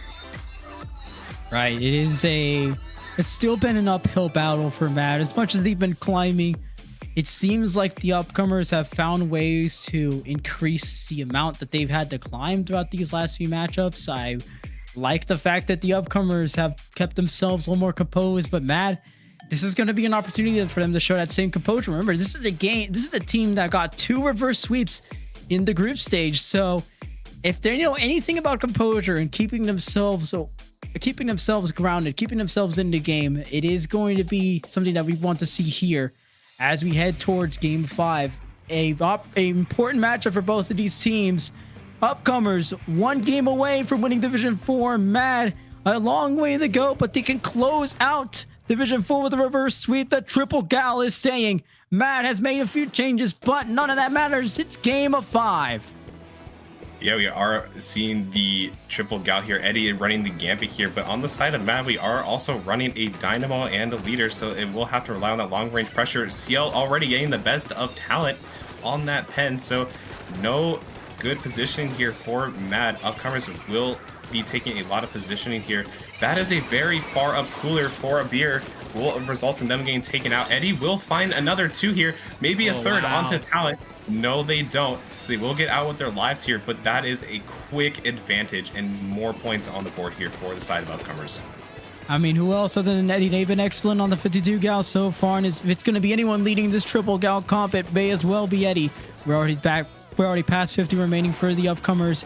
Mad in lots of trouble. This is starting to get some deja vu for the first few games, but Mad has starting to go down. They're starting to see a few players go down. They're starting to see a few picks as well. Upcomers seeing some picks. Eddie might go down as well. Agent 8 able to lead the charge for Mad. Upcomers now on the back foot. Mad now in control. And this is where you want to see the leader of talent thrive here. They are in a good position here. Cannot, unfortunately, find the pick onto Masha here. Did just get too much in an aggressive position here. 2 players go down here on the side of Mad. It is Eddie rushing down again. It is just a Dynamo with no ink in this corner here against the full squadron of upcomers here. So another quick swap here. Not too many points on the board here for Mad. And the upcomers continued their tear. 74 remaining was the mark for Mad, or at least the mark that they left behind. The upcomers back in control of the zone. They do have some penalty points to clear through. And it's still quite a ways to go. A big chunk of penalty points, but they're quickly tearing through them. Mad, all bunched up on the top of your screen.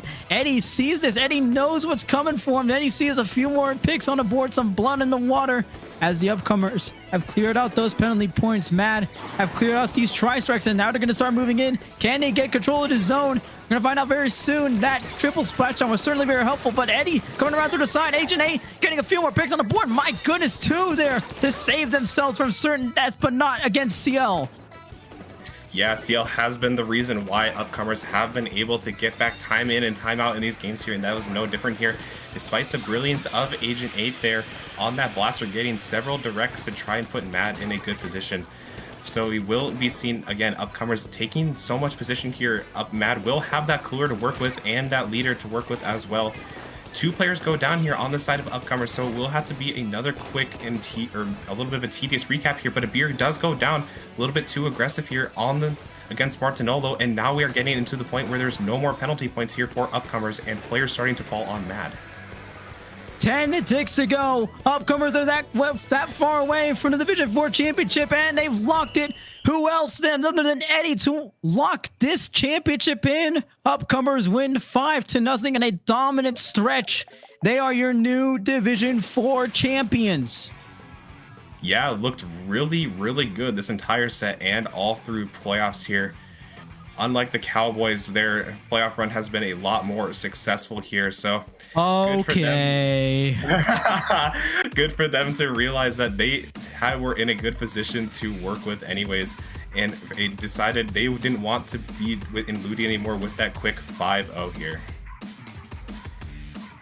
Barring the horrible comparison you just made to the Dallas Cowboys, I would like to say that the upcomers have looked excellently throughout this entire set. And looking at this replay, it's no surprise why they had the specials working alongside him. Eddie has been a star for the upcomers throughout this entire matchup. They close it out with this last pick on talent, and that sealed the deal for the upcomers. It is only fitting that Eddie was able to close this out for him, but upcomers, I mean, what more can be said? That was incredible stuff that we saw against Mad, and incredible stuff we saw all throughout the bracket. Yeah, good for them. A lot of good players, a lot of good playmakers here. Really capitalize on the mistakes of their opponents here, especially Mad here. Not a lot of good positioning from Mad here, but they were able to try and make it as competitive as possible.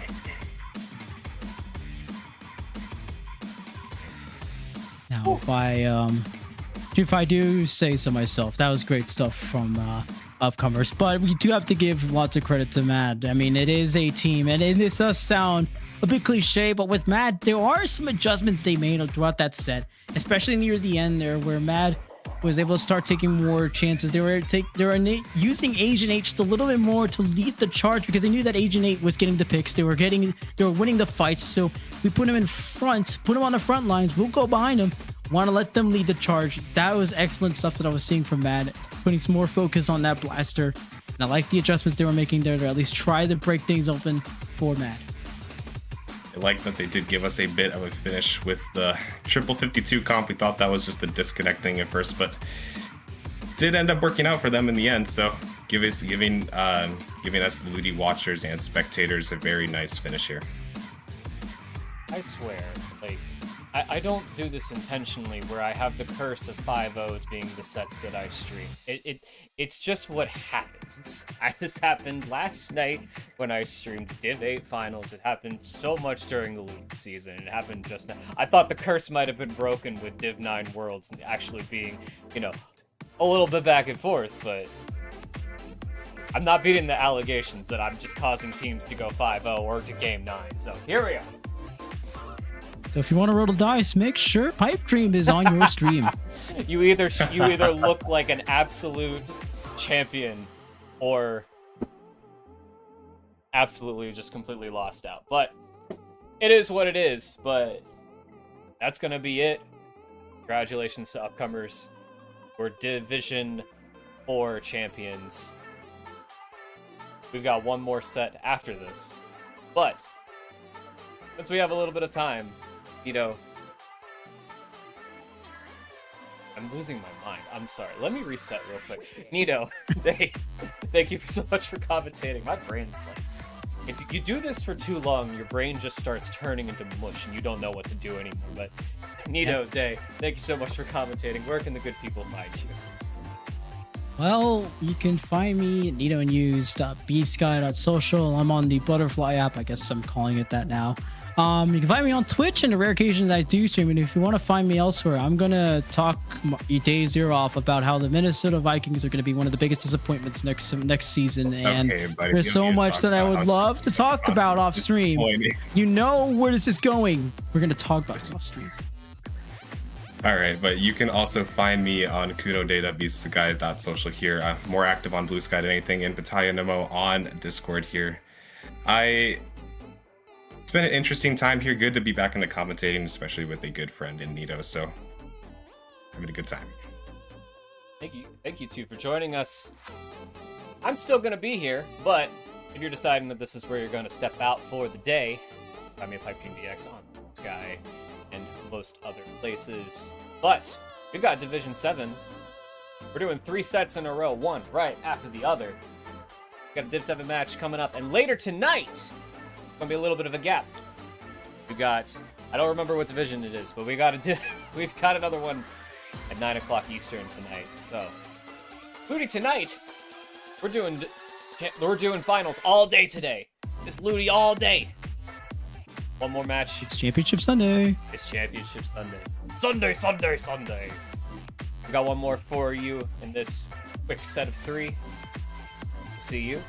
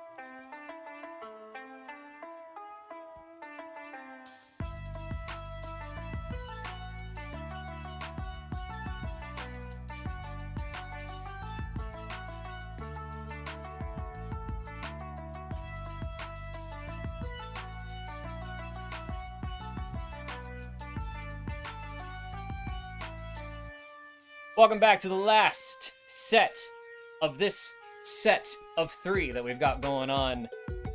The teams are already so excited to go that they've already just started playing. I'm sorry to say, we're going to be starting on game 4 of this set because the teams are in a little bit of a rush. We're not fast enough for them, but that's fine. Joining me for this Div 7 set finals, Neptune and Lily. How are you two doing this afternoon? Awake, alive, enthusiastic. Awake, alive, enthusiastic. I love that energy here, Lily. Just already here. It's mimicking the teams already. You know, they're already getting through their sets here, getting through the games. You just want to get through them as fast as possible here. But a little bit of backstory between both these teams here. So I believe Turn Left got into a really close Game 9 set in the round 1 of playoffs here as well. And meanwhile, Straw Hats has been kind of cruising right now. They're only kind of starting to meet that resistance as they get further up into the bracket here. Only dropping games, I believe, in round 2 and semis, and it's hardly 3 total. So we have these teams ready and present to play, and Straw Hats are already in the lead with a 2-0 to our knowledge so far. 3-0. Ooh, a 3-0 to our knowledge so far. So it seems like Straw Hats still isn't encountering the kind of resistance that maybe they were expecting based on the last couple games. But, you know, we'll have to see if we can tie this up. Maybe we can take this to a game 11. Game 11. Okay. You know, I'm optimistic. You know what? I love the optimism, and I'm all here for seeing all new things here. But we do have to go with our classics here on Rainmaker Humpback Pump Track here. It's, I don't know. I feel like every time you think of Rainmaker, you think of this map here, Lily. I'm going to challenge you on that. I'm going to say that the one that first comes to mind is Undertow Spillway. Oh. And then we roll the Humpback Pump Track. Okay, but I think it's just because of the Splatoon 2 consistency. You know, we had it back then, we have it now. It's still just as good a Rainmaker map as it always was. And honestly, I prefer playing it to the traditional Splatoon 3 Undertow Spillway, but you know, that's just because I'm a junior mess. Hey, as someone who plays with a junior actively, I think they prefer Undertale. So I don't know who's right here in this situation. I know I got you. I'm always right. Is the, the answer? Yes, you're correct. Okay, I keep getting corrected by you on stream here, and it's a little bit embarrassing. But hey, let's see what could be happening over here. We have Turn Left in that bright yellow, and Straw Hats coming up here in that bright blue. Already 3-0 down for Turn Left if they want to be staying in this set. But looking at these comps here, it can definitely happen, seeing what's given. Yeah, I mean, looking at what we're running so far, the Dynamo is already giving me a little bit of a pause, especially on this stage. It's just so overwhelming, and there's so many little crevasses it can cover without breaking eyesight. So I just am a little terrified to begin with. A little terrified indeed. I like this early vac here, being able to stabilize a bit of mid, but this Dynamo is putting up the pressure here. This is one of Dynamo's best maps in the entire game here, just due to the layout, and already it took quite a while to displace the Dynamo. They're back with Cooler here, but the Rain's going to be picked up here. Amazing pick here from TP as well, looking to see if they can get this first checkpoint here, Lily. Yeah, it looks like we're still facing a little more adversity at this starting point than I would have expected. Especially, I mean, we've burned quite a few specials very early, and we're seeing some dueling specials. Triss trying to get around this corner, but I mean, I kind of questioned using that vac as early as we did, and I mean, it looks like we have another one, but it just feels like we're mistiming our specials a little bit. We are mistiming the specials as well. I think we're kind of going for the idea of we're going to get our specials back so fast. We're going to just click them a second we get them here. And even if they don't work out, we can still get some mileage out of them as well. But you can look at this. We already have a situation where now we're on the back foot. Now you have to push into both a vac and a bubble. Never mind. 3 go down here. And Turn Left gets wiped out. And now the Rainmaker is going to be a hand of Straw Hats. Yeah, I feel like I would bail out of that situation too. What I'm seeing so far is just like an overwhelming style of gameplay. Like, they are very much working just to make Turn Left panic and waste resources. And maybe that's the key. Maybe we're burning our specials early on purpose just to overwhelm them. Yeah, for sure. You definitely saw just how much pressure came out in mid with Turn Left cooking their specials, that Kraken being able to help their teammates secure the kills as well. And now we kind of have this situation where the vac is being popped. We have a Rainmaker pop, but we're just kind of neck and neck here with the points, and we're looking to see if we can break through. Reef Slider trying to make something happen here. We have Hammer coming out, special for special. Everything in the kitchen sink is coming out here, Lily. It really is. And I mean, we do end up getting a couple points. I mean, we call that in the business a technical lead, and we did, I think, just crush one of our teammates with the Rainmaker shield. So, I mean, this is the kind of chaos I expect from Rainmaker, definitely. Definitely a lot of chaos here, and something that you have to watch out for is this Kraken. You're playing those mind games really quickly, barely able to escape your lane, and now you're on the back foot here in an awkward position. Now, Turn Left, what they need to do is move a little bit forward. They're getting these picks here. You just need to find a way to get that bubble up, and we see Ryan Dumb on their way to be able to do that here. I mean, yeah, they've got Straw Hats pushed back almost right back into their own spawn. They do manage to get 3 down, but the Rainmaker has stopped at a very bad position, I would say, for Straw Hats, especially if we're not going to pick it up. Please, someone pick it up. I'm going to cry if no one touches that fish. Okay, well, you don't have to cry anymore. TP's heard you through the microphone and now is already going through with it. However, the vac gets spotted really early, and now we're kind of in this awkward situation where we need to move forward, but there's just too many specials here, and this Kraken is forcing so many awkward positionings here. And look at that teamwork there, Lily, just collapsing in, getting a lot of attention with the Kraken. Hey, look at me, and then just immediately collapsing, grabbing the Rainmaker potentially, and now you're on the front foot if you are Turn Left. And we do have Still in Love still on that massive flank on the left-hand side, pulling a lot of attention that we do manage to get up a little caught in that, the what, incline node? I don't know what those base parts are called, but I mean, a push to 10 is definitely a good push on this map.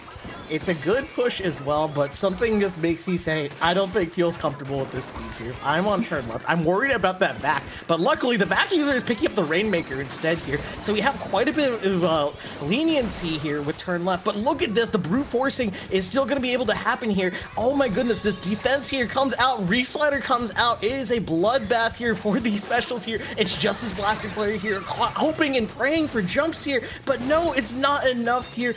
A good push, but you need to be able to break that lead if you want to see another game on the board, Straw Hats. You really do. And I mean, on this right-hand side, I feel like we're just going to stall out, right? We're in an optimal position right here, just be able to fire shots up and above. It's going to be hard to reach them with the teammates in the enemy spawn and keeping everyone away. At the very least, we have a good position to protect from. And only one member of Straw Hats left up with 12 seconds to go.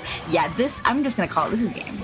This is game here. That Kraken might as well be a death sentence. They go anywhere near there as well. And that Rainmaker is all filled up here. Turn left just literally said, no more chances here. You're gonna not win this game. It's our turn to play the video game now and get ourselves on the board here. Starting a little bit late here on the cast, but turn left, this is their starting point. Listen, I think it's the pressure. You know, stream comes on, everyone's watching now, and they're like, oh, dang. We gotta bring it, you know? Some people, it scares them out of doing well. Some people just need that pressure. I guess so. I guess, like, I always make this quote here. Hey, sometimes you need pressure to make diamonds as well. And maybe that's what it's necessary. You need the presence of the streamer in that spec cam slot here to be able to broadcast here. But hey, look at just this GG position is what I like to call it here. Just putting that Rainmaker all the way in the pit. The Kraken's in front here, preventing anyone from running forward here. It's basically just impossible, essentially, to get that fish anywhere and survive. And that gives... That was just really well played. Just playing the fact that you got to 10 at the end of the day. Yeah. You gave them that space. You forced them to use specials in awkward situations. And then it got a little dicey when Straw Hats started pushing into their spawn there, but turn left, kept cool, kept calm, got those picks, clicked those specials, traded 1-for-1, and was able to keep the lead. Yeah, and honestly, I want to say that's one of the more polite GG positions I've ever seen. One time I played a Splatoon 3 set where Marsh, formerly of Deep Blues, if anyone's familiar with that name, picked up their Rainmaker that we had tried to push and almost got in the lead, and pulled it back behind the spawn point. Oh, that was in Splatoon 2, back when we still had spawn bubbles. Yeah, anyways, they pulled it right back to spawn, specifically spawn, and we just couldn't approach. So I feel like, you know, they were actually quite nice to Straw Hats there to pull the Rainmaker up into mid, where they technically had a chance to get it, even if it was going to be difficult. Glad to know this is not the highest degree of villainy I've seen. No, they could have trolled way harder. That's for sure. That's for sure. And I also got to give a shout out to one of the members on turn left, Ryan Dumb. I met that guy at my LAN, actually. And that guy is so sweet, so motivated to play. And like, he walked up to me after I said, it's like, you're the shot player, right? And I'm like, yeah. I'm like, oh my God, dude, I love playing shot. And like, I'm playing all these other things as well. But I feel like, what was it? I'm able to just learn some other weapons and being able to do just as well. And now they're over here and performing on Blaster, and it's showing its strides here, Lily. Yeah, it absolutely is. And I mean, I love to see it. A shot player, I find shot just gives you a nice foundation for so many other things that if you start on a basic shooter to expand from there, it just liberates you. And I'm glad to see he's seemed to have found his footing on Blaster. Yeah, for sure. And I think Blaster is going to be very important coming up on this next map mode here. Another Splatoon classic, Mako Mart Splat Zones here. And I feel like with Mako and the ledges, this is a Blaster's playground. Anything that loves ledges here, they will ledge honk, and they will be able to create opportunities and openings for their teammates here as we get into game number 5 here. I mean, we're gonna have to see how it goes. I wonder what other, Splash kind of makes sense. I was wondering what other kind of adjustments we would see. Dynamo, people who play Dynamo typically are one shots or, you know, like one trick players. You typically don't flex to a Dynamo. So I love to see that coming back. But I wonder if the pencil is going to prove a problem here that maybe we didn't see in the last game. Yeah, for sure. Trying to move a pencil with the options that you have here on turn left here is going to be quite difficult. I'm mostly going to be looking out for the splash player, trying to get Crab Tank to be able their teammates to move in. But look at this, the absolute scrap house here. Just immediately, Straw Hats just said, okay, we had enough here. We're going to come in. We're going to get these picks here. And we're going to confidently walk forward. They really did just walk forward and shred anything in their way. So now it's all down to turn left to make the re-entry into this map. We're already pretty much halfway through the timer. We do see a crab coming out. We have a reef slider as well, going to come in well timed to displace some people, not cap the zone. But honestly, I prefer a displacement reef slider to a capping reef slider like that, where we just see one come in and murder everybody. I see you're out here seeing the reef sliders that kills rather than just play the objective, and I agree. It's definitely gets simplified quite a bit here, but only 20 ticks left here. We're kind of in a situation where turn left is forced to be able to go on the zone. We got those picks. We have a bubble coming up here. Is it going to be enough? The hammer gets tossed, barely living. Ryan's living through all of it, now their team to be able to go forward here. Okay, a little bit of a deep breath here, and now turn left is going to be the one on the right foot. Ryan and that bubbler on the left side was really pivotal there. Pushed everyone back, gave more room for the Dynamo, and I think we are really just seeing in action, but we didn't get to see in those games that were played off stream. We're just seeing that turn left is a little outranged and a little overwhelmed and having some difficulties. But that said, you get a Dynamo in a good position on an offense, or a defense rather, then you have no problems holding the enemy team back, especially on a stage where they have to fight uphill into you. Yeah, definitely. The Dynamo is in their perch here as well. They're going to need the help from their pencil player or potentially specials to be able to remove, but the Dynamo lives through it all. It's going to be a scrap for zone here, and being able to cap it, giving you that penalty here. Straw Hats still remain in this game, but if we look at the map and the spacing here, turn left is going to be the one definitely in control here and looking to burn their resources. Huge pick on that Dreadringer as well, so now we can't potentially use that for the cap. We have the Crab Tank coming out here. This is just a very strong dice hold here, Lily. We did see a battle of the blasters on that left-hand side. The Crab Tank is going to come out and scatter everybody. We're really just buying time. We need to do it a little bit further forward than I like where turn left is currently positioned. We need to stop them as they drop, not necessarily as they reach zone. And I think that might prove a little difficult for them. And we see 3 go down. 3 go down here. I think that's going to be pivotal, but the Dynamo is holding on for dear life, giving these jumps here. The zone is somehow not capped, but we do have that reef slider online. We are being very hesitant here, making sure we can use it as more aggressively to get picks right there, and that's exactly what makes good reef sliders right there. It's not necessarily being used linearly on the objective. It's being more creative and dynamic and using it in a way to get people off the zones so you're able to cap it right there. So now we kind of have a neck and neck game here, Lily. We really do, and we're kind of running out of time. There's not a whole lot of penalty left on Straw Hats, so turn left is going to have to make this push count. That trade is going to be important, that death a little less so, and I think they may have just squandered their opportunity, but someone came in from behind, apparently, and capped that zone and did a weird murder. I don't know. I think that's roadkill. I think that's that you're looking for, Lily. Yes. Here. But Ryan Dumb with this blaster is being a nuisance here on this left side, looking for something, able to get that mini here. You have to get these opportunities. We have such low penalty here. The only thing that can possibly flip this is the Dread coming onto zone here as well. But look at this. The Crab Tank is out. We're watching our angles. The Dread needs to go now. It's just not enough time here. Lead's going to be swapped. I don't know if they could do this, Lily. I mean, it's still possible to cap it and interrupt it. 2 players down. The last one's coming in. Not enough paint on zone, and the Dynamo in right behind them. That is game for turn left, bringing us to a 2-3 set so far. And I feel like, okay, I'm gonna call it now. Because I like controversy. I think that the MVP of the set is going to be our Dynamo player. Oh yeah, 100%. I'm gonna give it up to, I think, Yowdy. I don't know how you say pronounce that. I'm gonna guess Yowdy. Yowdy. Maybe Yowty, but you know, I'm gonna say Yowdy as if I'm saying howdy, but with a Y, and that way is absolutely incorrect. So I don't have to worry about. But I don't have to worry about offending everybody if I do it incorrect on purpose. Maybe I don't think that's how that works, but we'll pretend. But you told me that you're always correct. It's true. I'm just right. I'm just right.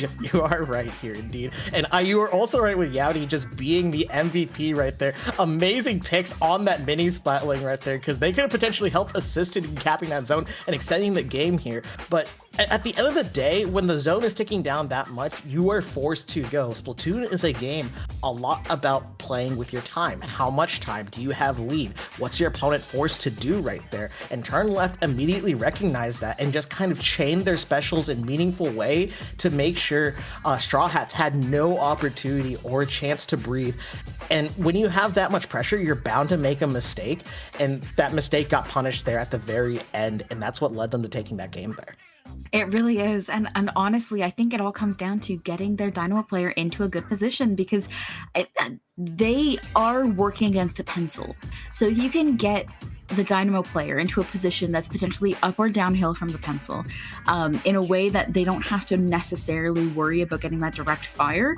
That's really going to be the key here, because if there's no Dynamo player, I feel like we struggle a lot more.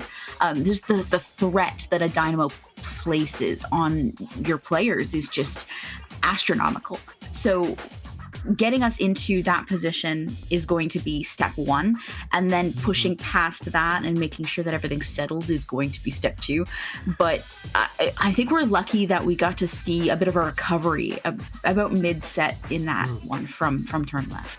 Yeah, for sure. We definitely have the go 1-2 back-to-back here. I think there was a bit of a streamer buff going on here. I don't know if it's necessarily called foul play, but we can call it whatever you want to call it. But as you were saying earlier, we have the Dynamo setting up here and getting a lot of value. A lot of those weapons are forced to click specials to be able to move Dynamo. And when that happens, your specials are kind of like used in a more linear fashion, right? Mm-hmm. And when they're used more linearly and more predictably, well, the Dynamo player can just read that and position correctly or back up accordingly before that happens and just live through those opportunities right there. And you saw that multiple times. You saw a hammer got chucked at Yowdy right there, and just like they just lived through it all. Yeah, exactly. The hammer nerf is in effect there as well, but maybe Yowdy is also just built different or used to I died to that. I'm just saying. Easy. There's no way. Statistics say that 9 out of 10 Dynamos dodge that and live. Yeah. Mm-hmm. and 9 out of 10 dentists agree as well. 5 out of 10 was a bad number. I had to revise my stats mid-sentence. It's fine. Oh my goodness, yeah. The game is going to be we will be going into Scorch Gorge Clam Blitz, which I'm really interested to see how this one works as well, because I feel like this is a stage where Dynamo is very, very good on defense, but not necessarily very strong on offense unless you can get them onto the opponent's snipe.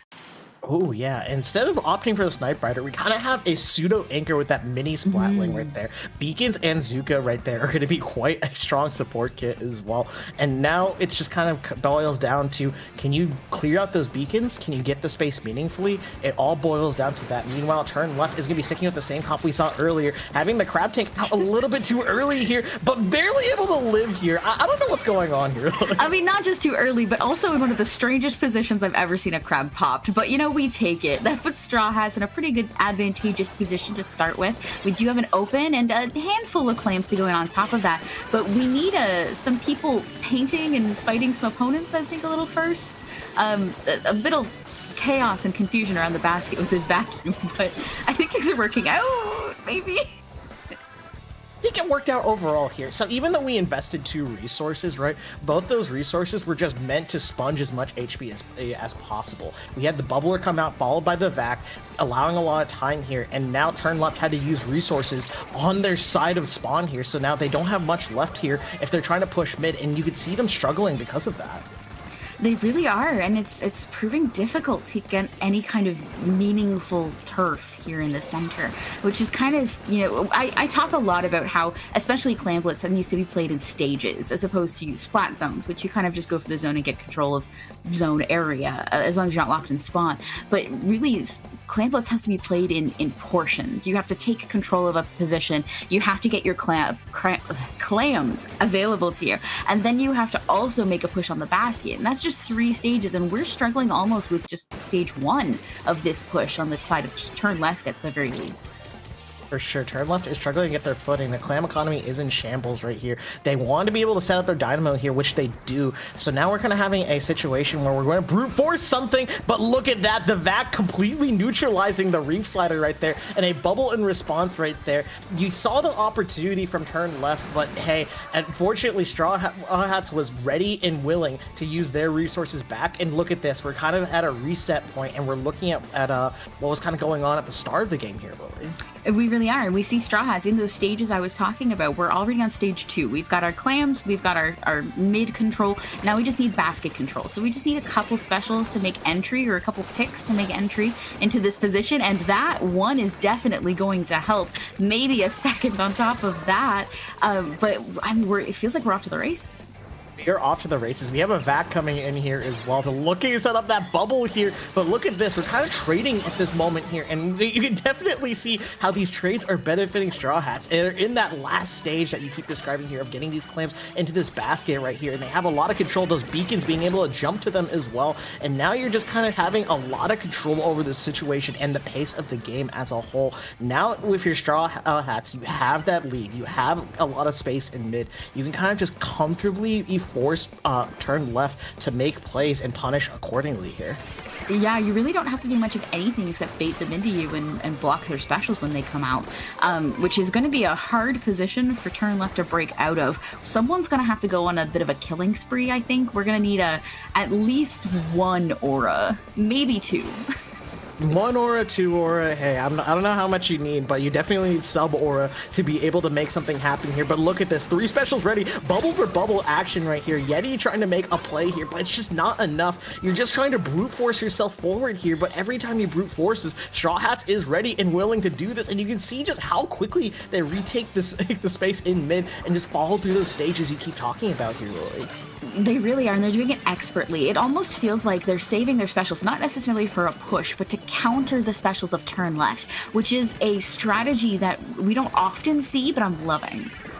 Oh yeah, for sure. I love this kind of way of just you trading your special for other specials, right? Because essentially, as long as you have that map control and that clan economy, you're able to just stop pushes right in their track, especially with some of the specials we have lined up right here. We have Reef Slider, you can be clicked right in the middle of your bubble. You have Vac, which you just kind of stop a lot of entry as well.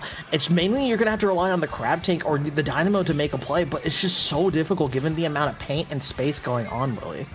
It really is, and they're just not able to move forward like they'd like to. Oh, that was 3 bombs on top of a player there. That makes me hurt inside.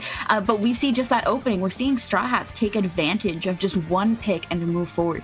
Whereas we're seeing Turn Left play a little more cautiously. When they get an opening, they tend to wait a moment to find out if it's safe. And I think that's the difference here is Straw Hats is just playing so much more quickly and so much more reactively than we're seeing Turn Left do. And I mean, we have overtime. I'm going to call it a technical overtime because I think that's game. Could be game right here as well, especially with that Reef Slider getting picked off here. You're just kind of forced to go and move through the paint there. Back on the ball. Wait. Whoa. I didn't even notice the power clamp going into the other side there. I was too focused on the Dynamo trying to make a play. Straw Hats looking to close that one out here. And now on game point already, Lily. I mean, we say already, but we did miss like half the set. So it feels like a very short already for us. For sure. We did start a little bit late here, but we got to highlight how Straw Hats played a lot more differently here as well. I like the fact that they're using their specials and holding them for situations that they need them here. Meanwhile, Turn Left was kind of having a lot of situations where they need to try to force their specials up. We need to get the bubble up near their basket. We need to Reef Slide in. And every single time, Straw Hats just reacted accordingly as well. And it's a very interesting way of using your specials more as a reaction tool rather than as something to proactively take space with. Well, I think it also comes down to Straw Hat's weapons. I won't say that they have more killing power than the ones on Turn Left, but they definitely have a little bit of an upper hand. We have a bit of a range advantage at the very least, where you're running something like a Dapple Dooley and a Splash-O-Matic. On the other side, we're running gals and buckets and things that can pressure from a little further away. And I think that's really tripping up turn left. I feel like they're having difficulties moving forward individually to get the picks so that the team can work together, which is really causing problems. Yeah, for sure. It's a lot of problems indeed here. I feel like you're getting stuffed out not only by the amount of paint, but the range of paint as well. So it's a lot of people like this comparison over here, right? When you think of Junior, right? You're very familiar with Junior. Yes. A lot of people say, oh, that's a great turfing weapon, but due to its short range, it can't apply the pressure, right, while painting as well. Meanwhile, you have something like a 96, which is essentially effective range, right? So even though 96 doesn't have as much paint or the turf abilities of Junior, a lot of people will say 96 paints more because of the fact that it has more range and able to. Now, I say skill issue. Just play Junior better, get really good bombs, and then it doesn't matter how much range you have because your bombs can outrange an E-leader if you stack some power up, which I do. You can outrange an E-leader with enough sub power? Yep. Wait. You did the math? You did the science? Oh, I've done it in game. You done it in game. You know what? You're always. I have won opening fights against E-leaders because they can't hit me and I can hit them. They'll never see it coming here as well. But you know what? We're kind of at a difficult situation here if you're turned left. You're kind of on game point right here. You're on tower control Undertale. And I feel like this is a map that can get really out of hand really quickly. But it all comes down, again, to the special usage and how you counter this reactive special usage. Maybe you can bait them out, or you can potentially force them to use their resources in situations and then click your specials instead. It's a tricky situation to be in, Lily. Well, so normally when I come into a situation where opponents are using their specials very reactively, you either start forcing specials and baiting them out into situations that are more advantageous for you, because reacting to a reaction is not helpful. So now we say, oh, this is what they're doing, let's make them do it worse, by baiting them out. I used to do that all the time with Bubbler. You pop a Bubbler to bait out a Reef Slider. Now they're using the Reef Slider in a way that you want them to, not necessarily in a way that they want to.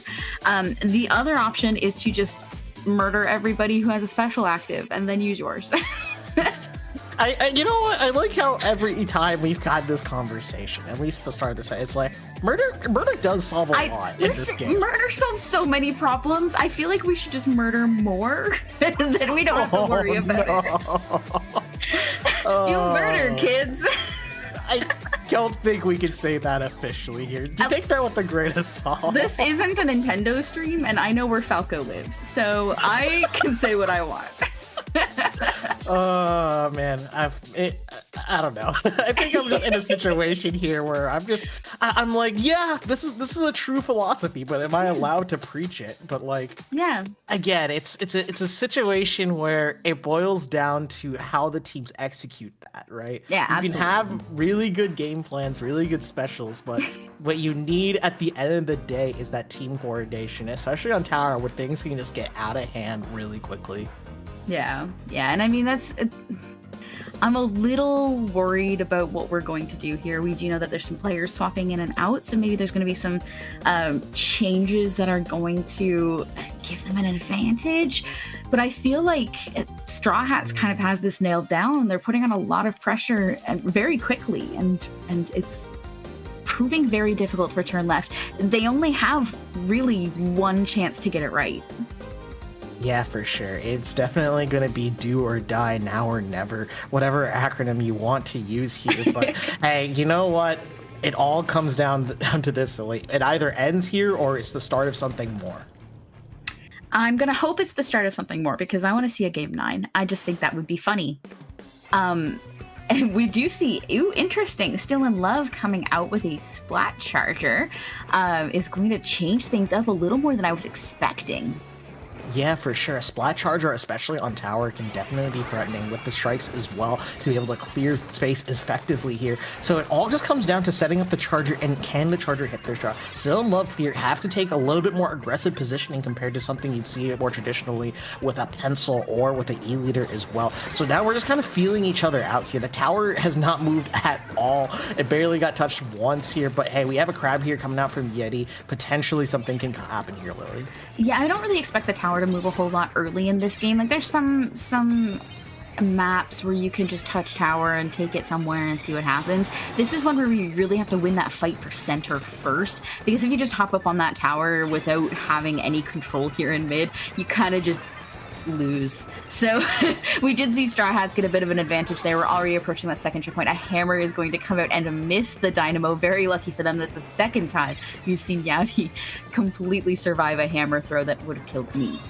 Definitely. Just being able to survive these hammers is absolutely critical for this retake right here. We have multiple players down here, and now we're kind of in a situation where we're looking to set up our anchors. We want to set up this dynamo. We want to set up this oh, was it not the pencil? I'm so used to seeing pencil that I see a charger on screen, and the crab tank being used early here, trading special for special. Everything in the kitchen sink is out, but I don't think this is actually really good. We have the tower moving forward. We have a lot of space here. We can probably swap lead as well, but look at this, Lily. Just now you're able to get it here. You are in this game here if you're turned left. You absolutely are. That is a broken checkpoint and a great advantage to have. There's only one player left up on Straw Hats, and yeah, I would just continue to push that. Now, let's get the members of Turn Left up into the opponent's spawn, and honestly, this might snowball straight to the end. A crab tank on tower is not what I would want to see if I were Straw Hats.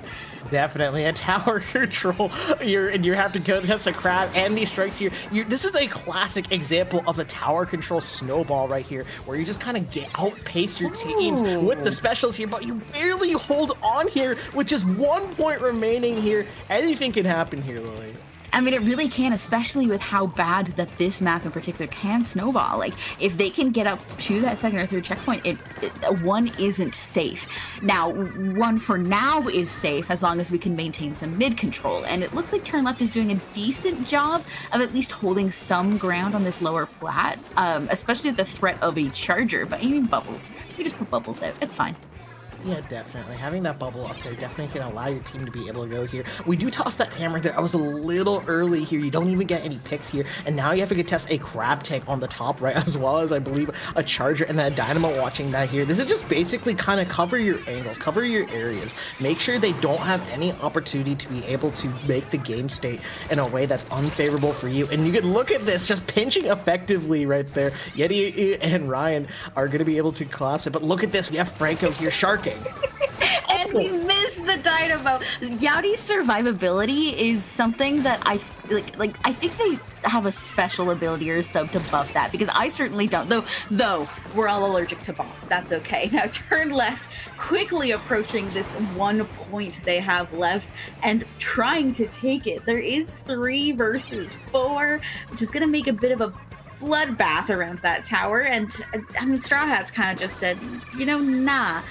You're not going to touch one again. Screw that.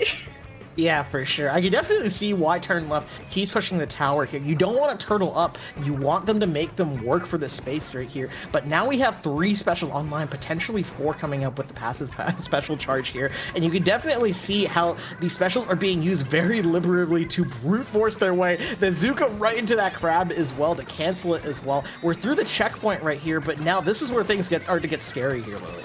It really does start to get a little challenging at this point, for Turn Left, that is.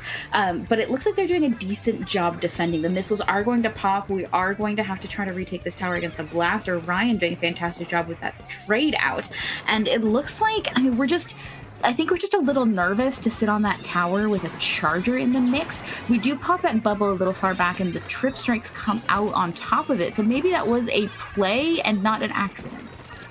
Definitely here. It's going to be a little bit of a scare right here. We have a hammer coming out here onto the platform. Picks need to be had from the side who can determine this game right here. But you can see trade for trade, pick for pick. Ryan tries to dive onto the tower, but it's not going to be it's going to be Yowdy on the dynamo here. Oh my goodness, Lily. This is a break or break moment here to be able to take the lead, and they do it. What? Ow. Man, that was just looking so good for turn left, and Straw Hats coming in at the very end of that snowball. A massive amount of coordinated specials coming out one on top of the other. A player moved up that ramp, took out Yowdy, because Yowdy, I think, really was the one chance they had to retake that tower before the end of the game. Other players hopping on, I mean, it was possible that it was going to be difficult. Yowdy really had to nail that, and unfortunately, they didn't see the player coming up the ramp behind them. And that was just an incredible use of cascading specials to take the game and the set. Yeah, for sure. And I gotta give a shout out to Straw Hat sticking it out right there.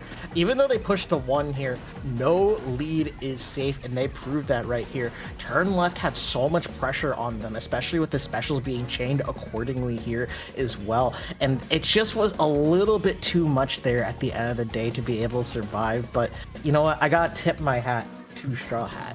See what I did there? I'll allow it. A little too for me, for my personal taste. And then I suppose you should take over before I bring in some more, because I will. Is that a threat? Yeah. I don't know if you know this, but I'm the Splatoon community's dad because of my proficiency with dad jokes. Oh, okay. I think I understand now. Type Dream, can you confirm this or deny this? I have no idea. Oh my god, my brain is so fried doing 50,000 combo, so I completely missed the dad joke entirely. That's okay. We'll allow it. Apparently, I need a nap after streaming 2.5 sets on stream. Understandable. I don't blame you. Understandable. It's a long afternoon. It's a long afternoon, but LUTI Sunday here on LUTI Tonight, LUTI Today, is not over with this set of 3 sets. We've got one more set later on tonight at 9 o'clock Eastern. That is going to be Div 6 Finals. We've been wrapping up the LUTI season. Today's a day where we're just kind of doing as much as we can to go full coverage of the end of the LUTI season. Thank you all for being here for this. It's been a fantastic, fun time. But for now, we get a little bit of a break until we get Div 6 Finals. But until then, Neptune, Lily, thank you so much for being here. Where could the good viewers find you? Don't. Fair enough. I'll find you. Oh. That is a threat. A lot of threats coming out today. Wow, okay. I was gonna say, like, what was it? If you want to find me, like, you can find me at Neptune-TV on Blue Sky. I don't post too often, but Yeah, and if you want to find me, you can find me at Neptune TV. Huh? Wait. Come again? Thanks, everybody. Thank you, everybody, for watching. Join us later tonight for Div 6 Finals. That's going to be it for us. Have a great rest of your afternoon from LUTI Tonight.